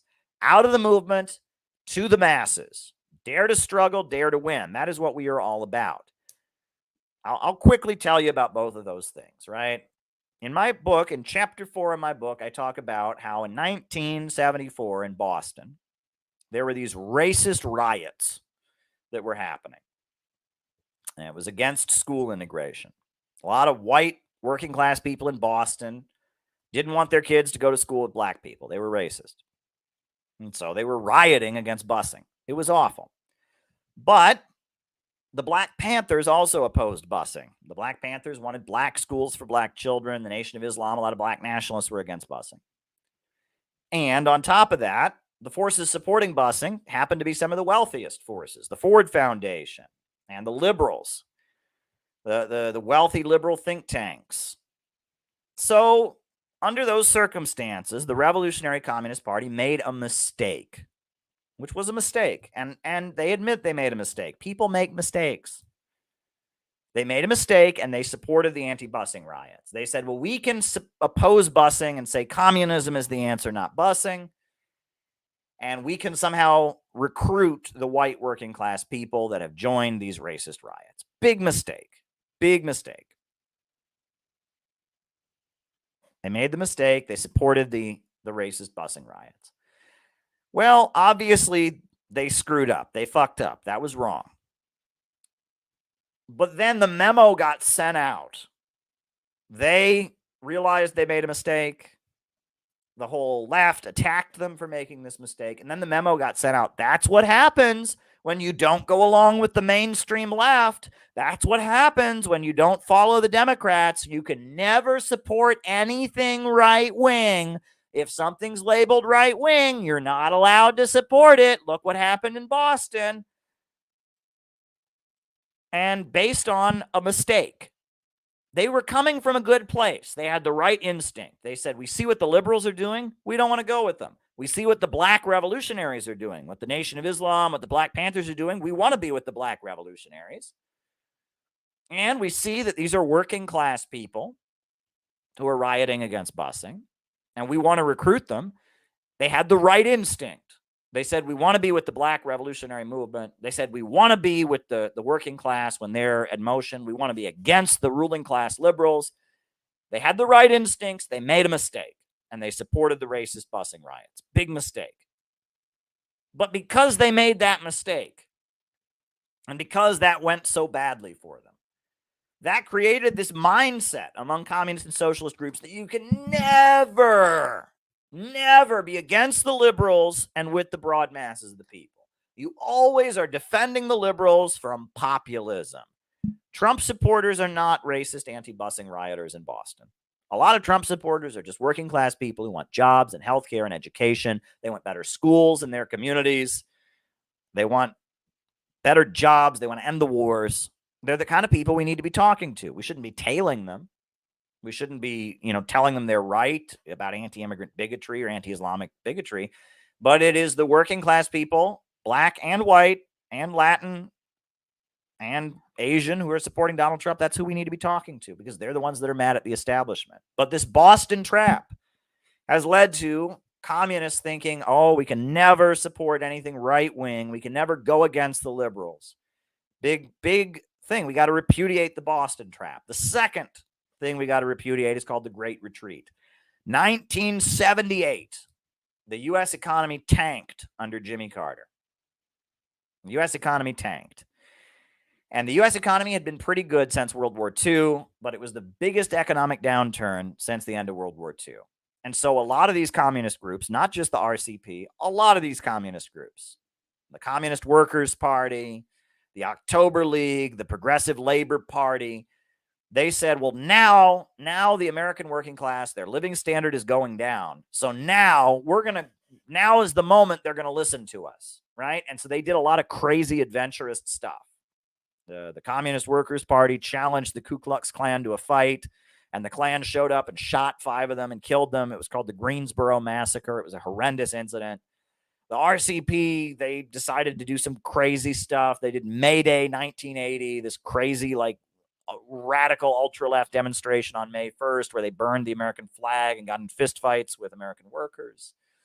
And, the Progressive Labor Party, they attacked the labor union leaders in the New York City Labor Council. They they organized an attack on the New York City Labor Council. And, there was a lot of crazy stuff that these communist groups did.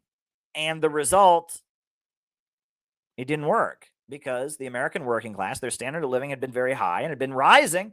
And then they saw the first economic downturn. And in response to that big economic downturn in 1978, 1979, you had the Iran hostage crisis. 1980, there was a huge sweep for Ronald Reagan. Especially white workers in America, they became much more racist. There was much more of a racist sentiment, the whole welfare queen rhetoric that Ronald Reagan was famous for.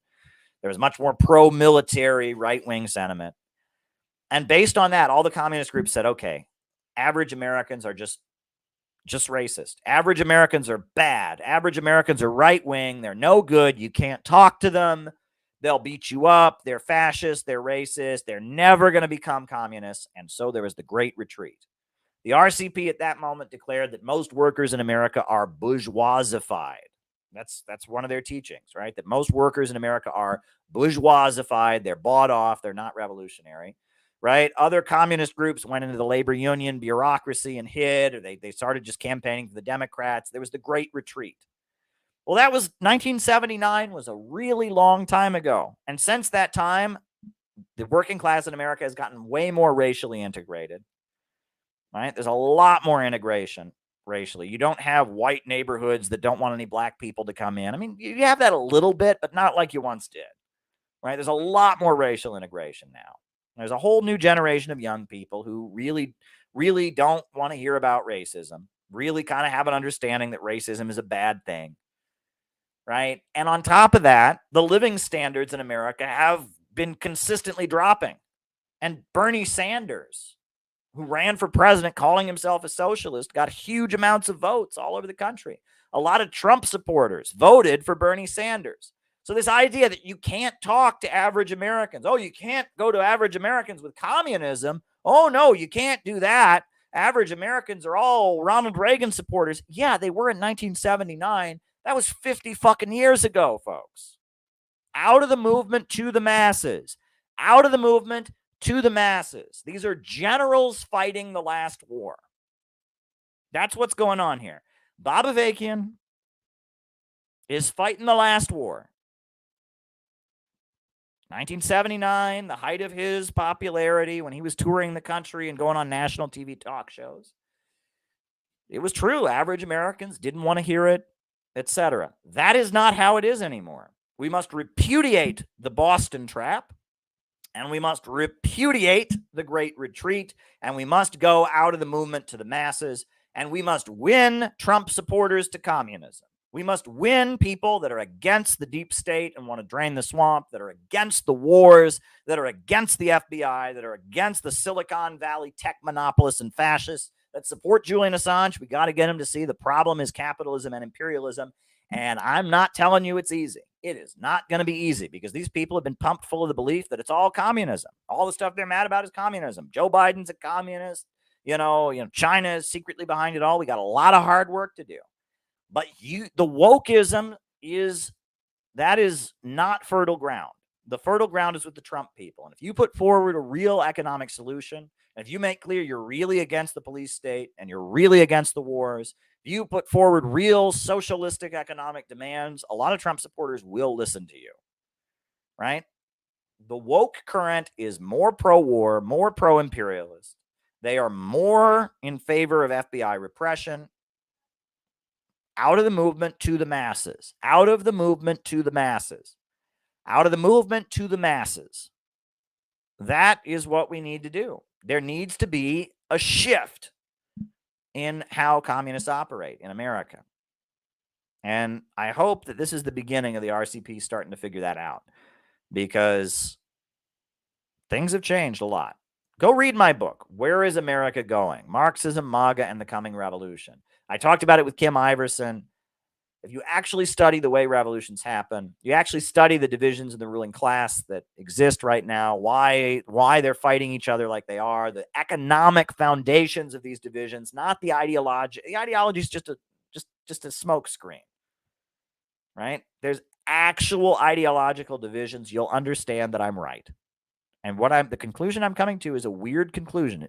It seems odd at first, but it really gets down to it.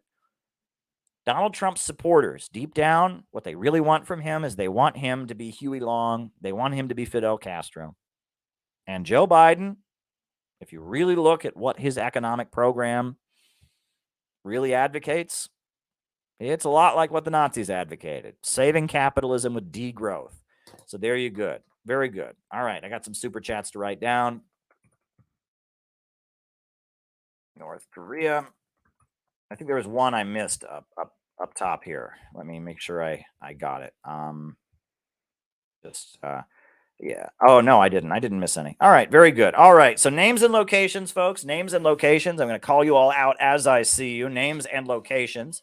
And then I'm going to start answering your super chat questions. Names and locations. Names and locations. Who is here with us tonight? Names and locations. We're doing the roll call, and then from there I'll start answering your super chat questions. Who is with us tonight? Who is with us tonight? We got Klaus Kinski in Germany. We got Christian in Bergen County. We got Gabby in Chicago. We got Sydney, Australia, George Muniz. We got Ian Foster in Chester, England. We got JT24 in Mississippi. Peter Koff is in Florida Bug Central. Colin in Greensboro. Patch in Arizona. Please keep the questions coming, Gabby. You're doing great, and I will give good answers. St. David's, Bermuda. Super chats are what make the second half of the show appreciated. I love getting super chats. More questions, please. All right. Rice in Adelaide, Australia. No need to apologize, Gabby. More questions is better. Gonzalo from Argentina. Anthony from Texas. Buttercup Taylor in Southern California. Molly McGuire in Orange County. We got Morialco in Canyon. We got Nigel in Euston, Birmingham, UK. We got Lorton in Virginia. Mariah says, but doers of the word and not hearers only, deceiving yourselves. James, chapter 1, 22. Chris in Salt Lake City. Heidi in Edinburgh, Scotland. Micah in Las Vegas. Bob Troy, New York. Niall Fraser in Hong Kong. Catalonia, Spain. Pios Fernan likes it. Zachary Brunch in Richmond, Virginia. He likes it. I will give you a call, Zachary. I saw your call today. I was busy working. I couldn't answer. I apologize. Bob Troy in New York. All right. Anyone else? Names and locations. Got Jamie in St. Paul. Briggy likes my t-shirt. Ho Chi Minh. Ho Chi Minh. That's what I've got here on my chest. Keith Preston in Virginia, attackthesystem.org, an interesting observer of many different political trends. Keith Preston. Deb in Mexico, Deb Wilson. We love you, Deb. It was great to meet you at our California event. Mark in Utica, New York. Mark Jones. Welcome, welcome. Welcome, welcome. All right, all right. So please keep the super chats rolling in. More super chats are better. I guess I'll just repeat what I've said on the previous streams, which is that those of you watching right now have the special privilege. John McCarthy in Chicago, rural California, JB. You have the special privilege of crafting the conversation on these streams to go however you want it to go. So use that privilege. Push the conversation the way you want it to go. Give me a super chat. Give me something to talk about. I'm going to start answering super chat questions now. Send me more super chats so that I can answer your questions. That's what makes the second half of the show so much gosh darn fun. All right. Can you explain what state capitalism is with examples? Yes, Christian, I can do that. After World War II, Britain, you will recall, had been bombed and destroyed by the Nazis, the Blitzkrieg. Britain, many of its railways and its trains have been destroyed. Many of its factories have been destroyed. Britain had just been decimated. So what did they do in Britain after World War II? They nationalized everything, the steel industry, the railways, all the major industries. They nationalized the mines, all kinds of things were nationalized. It was a huge rate of nationalization. The government took over practically all the major centers of economic power in the aftermath of World War II. Did that make Britain a socialist country? Of course not, because the British bankers still ran the world. British corporations were still making super profits, exploiting people all over the planet, but the country had been bombed and destroyed. And so the government took over a lot of the major industries and used taxpayer money to build them up, continued operating them to facilitate British imperialism dominating the world, and then over the course of the 1960s, 70s, and especially in the 80s under Margaret Thatcher, then started privatizing them again.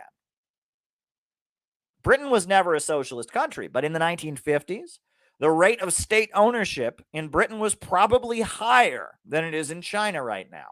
They nationalized pretty much goddamn everything, right? Oh, very good. Very good.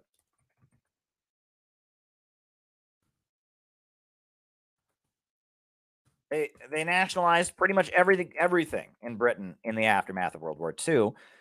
But the British economy was still a capitalist economy. It was still functioning to make profits for the big bankers who ran the British government and the big houses of finance and big super multinational corporations based in Britain that ran the world. There was still unemployment. There were still all kinds of problems. The labor unions had to fight on the job against the government, which was their employer.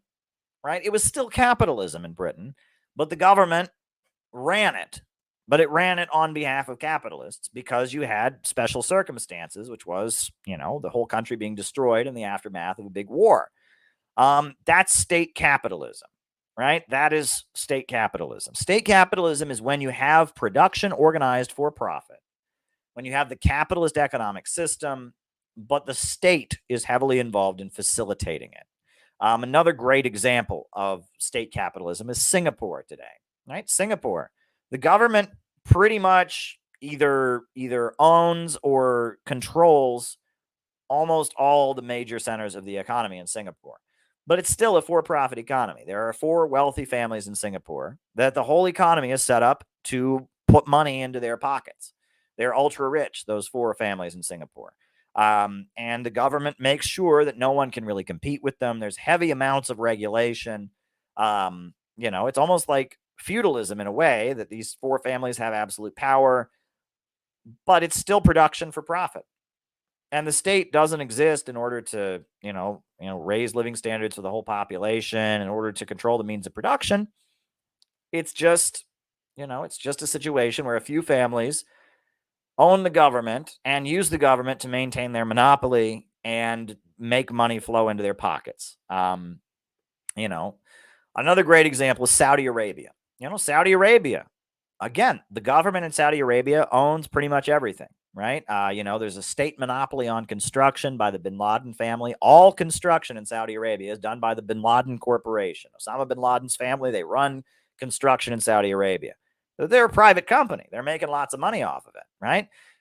The oil in Saudi Arabia, all the wealth of the oil goes into the pockets of the Saudi royal family. However, they distribute it nepotistically, right? You know, you get a stipend. Every citizen in Saudi Arabia gets a stipend of some kind from the government. But the closer you are, the more valued you are by the king, your stipend goes up. The less, important they think you are, the less of a stipend you get. Most of the country, about a third of the country, are guest workers, slaves who don't get anything, are just basically slaves from the Philippines, slaves from Africa. They come there as guest workers. They take their passports. They have absolutely no rights. They get executed and tortured and flogged and treated miserably all the time. Saudi Arabia, again, huge amount of government ownership, right? The economy essentially centers around oil, which is then owned by the Saudi royal family that nepotistically distributes the profits. Most of the country are guest worker slaves who have no rights, but the government pretty much owns everything. Socialism is not synonymous with state ownership. The post office in America is not socialism. It is something that exists in order to serve capitalism. In capitalism, you need to have a post office, and that post office needs to be not a private company, because that post office has to treat everyone equally. If it was a private company, that post office would then serve one company better than others. It would work in the interest of its owners, and you can't have that. The founding fathers of the United States stipulated in the Constitution that you need a post office to facilitate the private capitalist market. The roads are not socialism. The roads don't exist because they want, working class guys like us to have a thing to walk on and drive on. They exist so that you can drive to the store and buy shit at Walmart. They exist so you can drive to work and work in a factory and make profits for owners. But the roads exist, and the roads, they can't have them be owned by a private company because they need every capitalist to be able to benefit from them. And that you have state ownership to some degree or other in every capitalist economy. That's not socialism. That's not socialism at all. That's just a part of capitalist society. The government, to some degree or other, facilitates the market. Socialism is when production is no longer organized for profit. It is when you have an economy where the means of production are forced by a popular revolutionary government to serve society overall, where the anarchy of production, the chaos of the market, is abolished. And you have a central plan in which overproduction and the tendency of the falling rate of profit and all the problems built into the capitalist system don't exist, and growth can no longer be interrupted, right? And that, you could look at China's economic system and you look at Singapore and the Asian tiger countries, you can see some overlap. And the Chinese communists will tell you they've studied Singapore extensively. And the Singapore government will tell you they've extensively studied Chinese communism, and that there is a weird overlap there, right? Because both of those countries are in Asia. Both of those countries were industrializing in the second half of the 20th century. Both of those countries have, a deeply, they were coming out of feudalism, and you have, Confucianism and traditional culture. So there is some overlap, right? But that's not socialism. That's the difference between state capitalism and socialism, right? China is a socialist country. Singapore, Saudi Arabia, Britain right after World War II, not so much. Is there state capitalism in the U.S.? To a degree, of course. Like I said, the post office, right? That is the state running a postal service to facilitate capital. That is state capitalism, right? The post office is not socialism, but it's not private either. It's run by the government to facilitate the market. Roads, unemployment insurance, Social Security, public libraries, all of these things are entities that exist to facilitate the market and to facilitate the market economy. And in some cases, to create welfare for the workers, to placate the demands of the workers, like unemployment insurance, food stamps. But at the end of the day, they're not socialism. They are the state administering and carrying out services to facilitate the market, right? That is what state capitalism is, right? And that it's a sliding scale. Some capitalist economies are very, very neoliberal free market. Some capitalist economies are very welfare state oriented or very state controlled, right? Norway and Sweden, very big welfare state, a lot of social programs. Singapore, I wouldn't call it a welfare state, but it's a very authoritarian, there's a lot of government control over industry. The United States, on the other hand, we are the most neoliberal of any Western country. No national health care service, no free college. You can do what you want. right? I mean, even the government, the bank that we have, the Federal Reserve, is technically a private corporation that the government doesn't even control, right? Even our quote unquote central bank is privatized in the United States. The USA is by far the most free market of Western capitalist countries, but at the same time, there is some degree of state capitalism here. The interstate highway system, this is what we need to understand. And that we've all been taught, I was taught in school, communism is where everyone gets paid the same wage no matter how hard they work. Well, that's wrong. But another common misconception is people say, well, socialism is government ownership. And that's wrong also. Socialism is not government ownership. Socialism is when the economy is not functioning according to profits. It's when the means of production, the banks, factories, and industries are forced by a popular revolutionary government to work in the interests of all of society.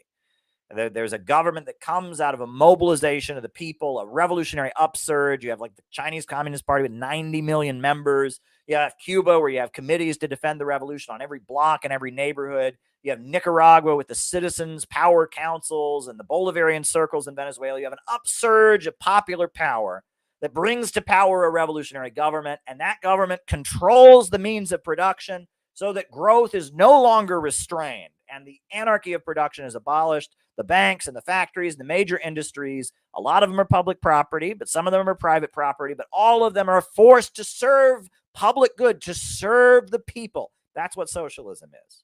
Not synonymous with state ownership. Okay, why do we shame people who are using government?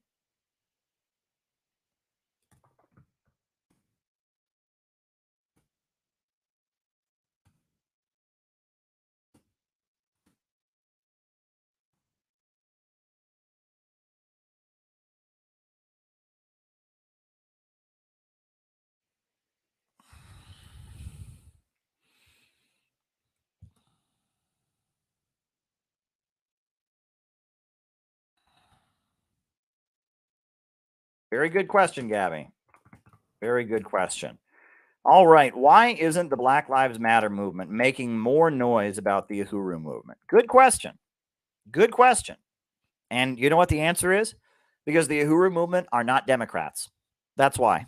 Because the Black Lives Matter movement was very much the foot soldiers of the Democratic Party. And the reason the Uhuru movement is being targeted is because they ran in elections in St. Petersburg, Florida, and elsewhere in opposition to the Democrats. Chairman O'Malley, Jesse Neville, Penny Hess, they are not Democrats. They oppose the Democratic Party. They confronted Joe Biden to his face. And Black Lives Matter Incorporated gets money from George Soros and the Ford Foundation, and they're Democrats. And the reason these people are being targeted is because they're not Democrats. It's that simple. And that's why Tucker Carlson supported them. Black Lives Matter folks haven't been supporting Uhuru. Tucker Carlson has been. It's not about the issues. It's about what side are you on. There's a division in the ruling class. That's the issue. Next question. The Republicans condemning FBI abuses would be smart if they defended Uhuru and RFK.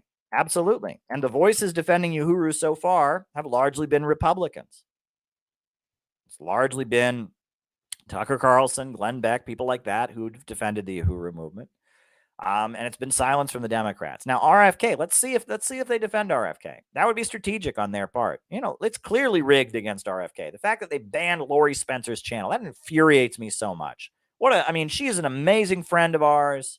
She's got a great podcast with Tyler, on the U.S. Tour of Duty channel with Scott Ritter. They're great. Why would they ban her channel? Just because she supports a major candidate? Unbelievable. Unbelievable. Next question. Unfortunately, the RevCom is called Putin and Xi imperialists. Yeah, I know. The Revolutionary Communist Party is an ultra-leftist group. They denounced China in 1976. They don't support Cuba. They don't support Venezuela. They're one of these ultra anti-revisionist, ultra Maoist sects. So I don't even expect them to support Xi and all that. But the fact they're condemning wokeism is a step forward. And I want us to be in on the conversations. Every so often, the conversation starts to go our way. Right? Every so often, the conversation starts to go our way. Like when Tucker Carlson defended the Uhuru movement, like when RCP is now talking about wokeism being bad. And when the conversation starts to go our way, we need to intervene. So, like I said, if you're in Los Angeles, go to the event tomorrow and say, hey, I'm a fan of Caleb Maupin and the Center for Political Innovation. And I came here to say that you guys are right, but you don't know how right you are. And, and be friendly and all of that. And we will dispatch our members. If they have events in Chicago, if they have events in other cities, we'll dispatch our members to go to their events. And be friendly and say, look, we're really glad you're calling out wokeness, and you really ought to learn what CPI is all about. So there you go. There you go. How did the stimulus checks affect the economy? Well, generally, the stimulus checks, they kept people spending money. The reason stimulus checks are called that, they're an economic stimulus. The idea is that people get money and they spend it. And during the pandemic, a lot of Americans didn't have income coming in, and so stores weren't selling things. And so they sent out checks to everybody to keep people spending. Bush sent out his famous stimulus checks as well.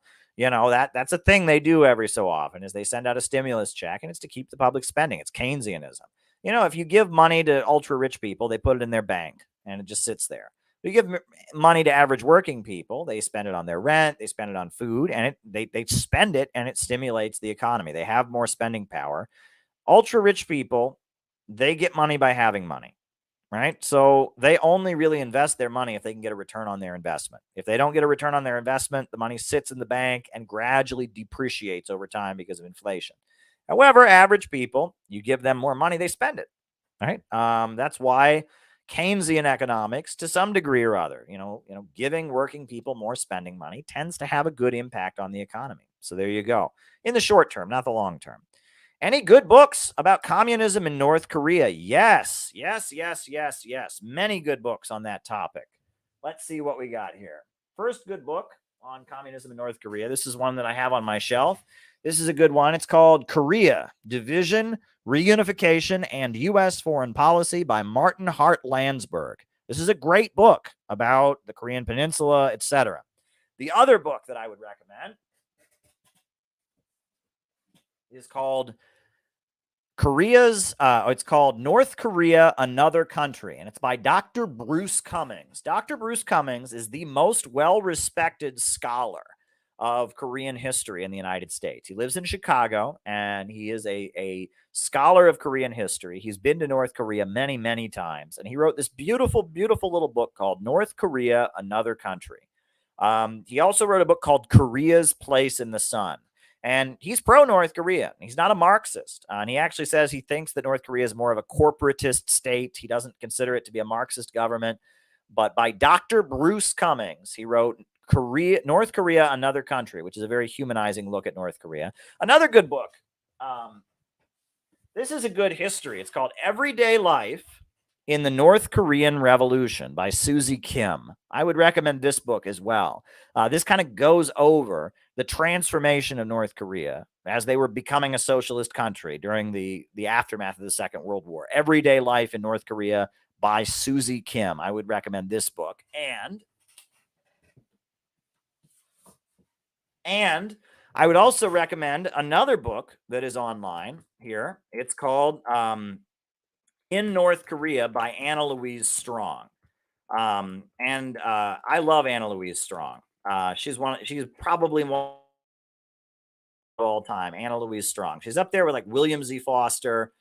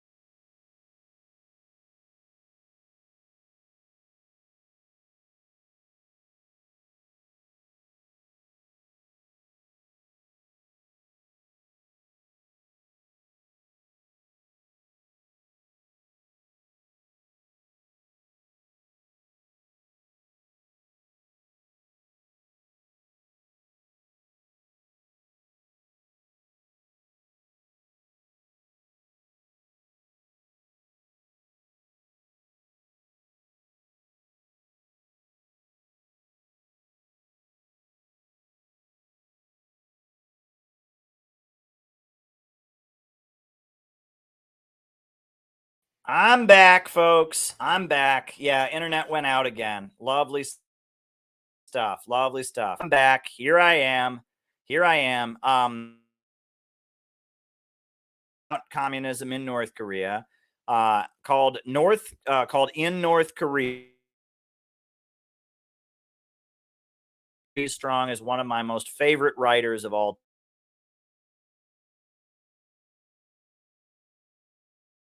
It is on In North Korea, Another Country by Anna Louise Strong. She gives an account of what life was like in North Korea in 1949, right as the Korean War was getting going.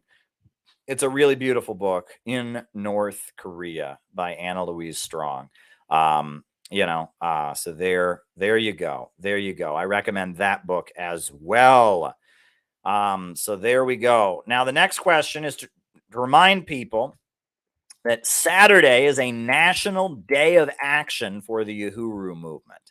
A national day of action for the Uhuru movement. And it is. And we will be raising the Uhuru case when we have our little speak out this Saturday, Union Square at noon. We'll definitely be raising awareness around the Uhuru case because it's very, very important. We'll be joining the bigger rally in New York City, but we'll be, having our own little rally beforehand. We'll definitely be handing out leaflets about the Uhuru case. It's really important. So we'll be doing that at our action on Saturday. We will be talking about the Uhuru movement as much as we can. So we'll be doing that. Really important. And I know there's, our organization, CPI, we have stepped up to the plate to support Uhuru. It's really, really important. So we got to do everything we can to support them. So there's that. And then the next question, it's the last question, is why do we shame people who are using government assistance? This is what our tax money is for. Medical cards I received is very limited, but I'm the enemy. I agree with you, Gabby. Right? We give corporations tax cuts and subsidies all the time, and government loans and all of that. If a government corporation, if a corporation gets a government loan or a government subsidy, no one shames them. They say, oh, it's a smart businessman. He's, taking the opportunities that are there. But if a working class person, gets food stamps, gets cash assistance, gets a medical card, it's this shameful thing. Oh, you're a freeloader. It's bullshit. It's a way to divide the working class. The biggest welfare queens in the world are the Wall Street bankers who got a huge bailout, at the expense of the taxpayers. The biggest welfare queens in the world are the Israelis who get billions of dollars in taxpayer money and weapons and all kinds of stuff from the United States to terrorize the Palestinians, threaten the people of the Middle East.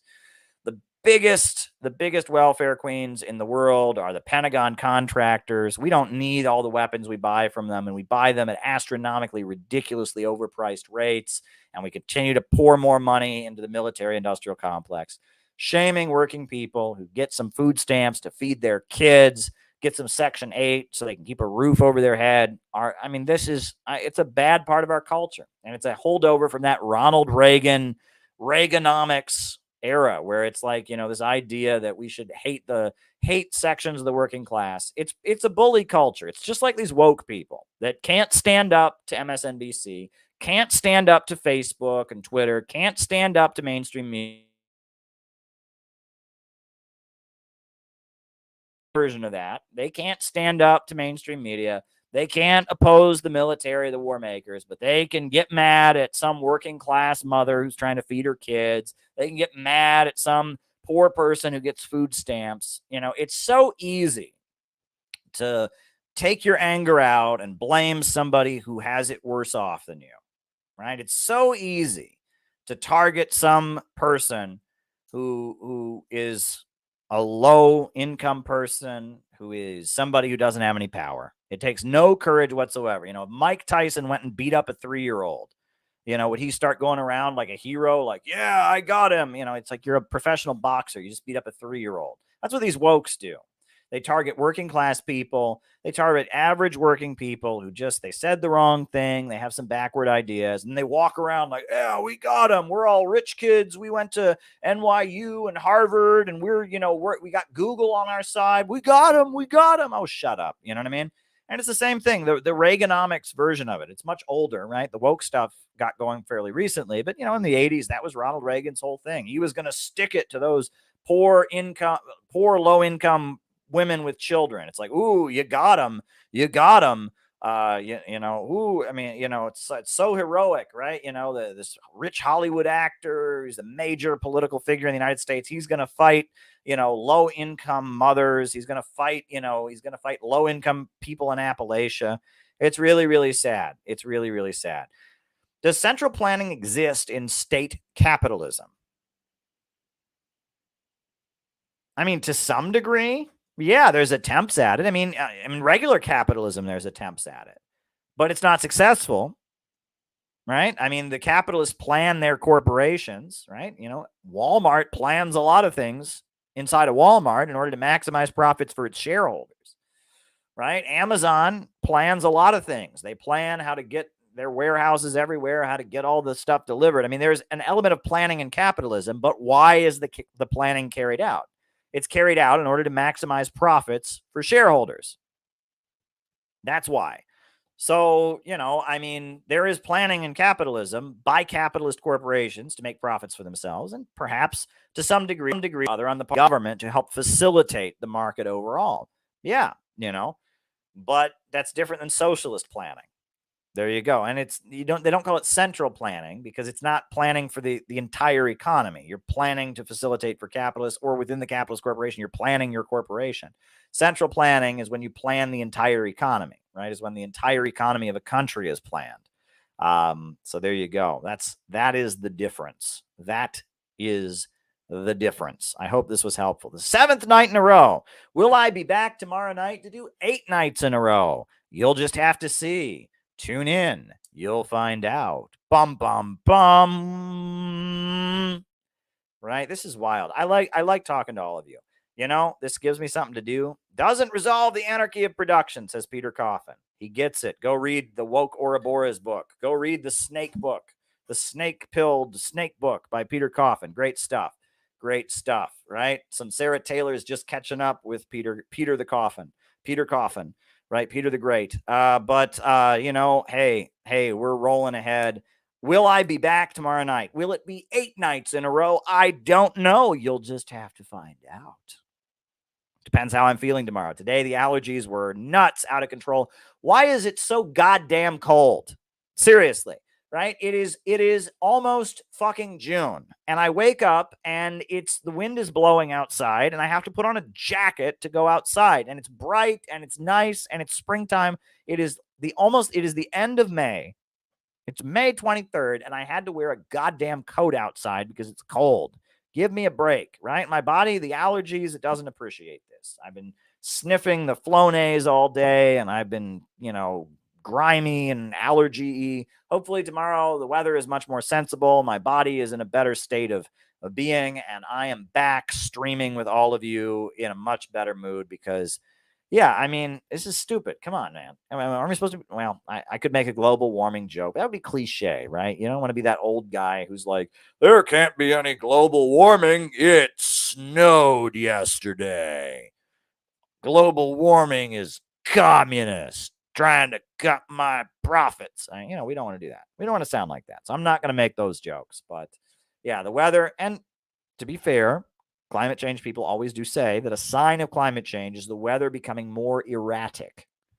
And it's certainly erratic right now. It can't make up its goddamn mind to be summertime. Like all spring, it's been like, oh, we're going to have a day of weather. Oh, we're going to go back. And it's going to be a day of, oh, no, it's not. And it just keeps doing this, right? And it's driving me crazy. It's driving me up the wall. Get your shit together, weather. Hey, you, weatherman, weather, Mr. Weather, God of weather nature. Get your shit together. Me, Caleb, I'm telling you to get your shit together. You hear me now. I'm just kidding. Right? I mean, who do you yell at if you're mad about the weather? Who do you yell at? Right? You yell at your dog? You yell at God? I don't know. Yell at Joe Biden, I guess? I don't know. I don't know. Right? Who do you yell at if you're mad about the weather? To the gulag. Weather to the gulag. Exactly.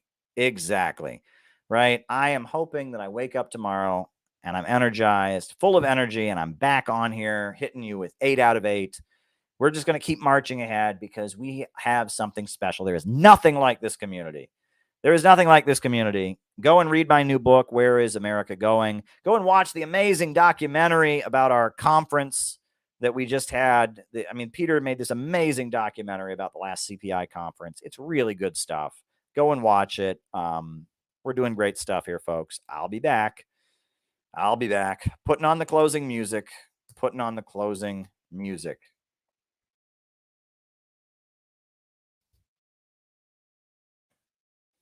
Upsurge in the struggle against U.S. imperialism is now emerging throughout the world.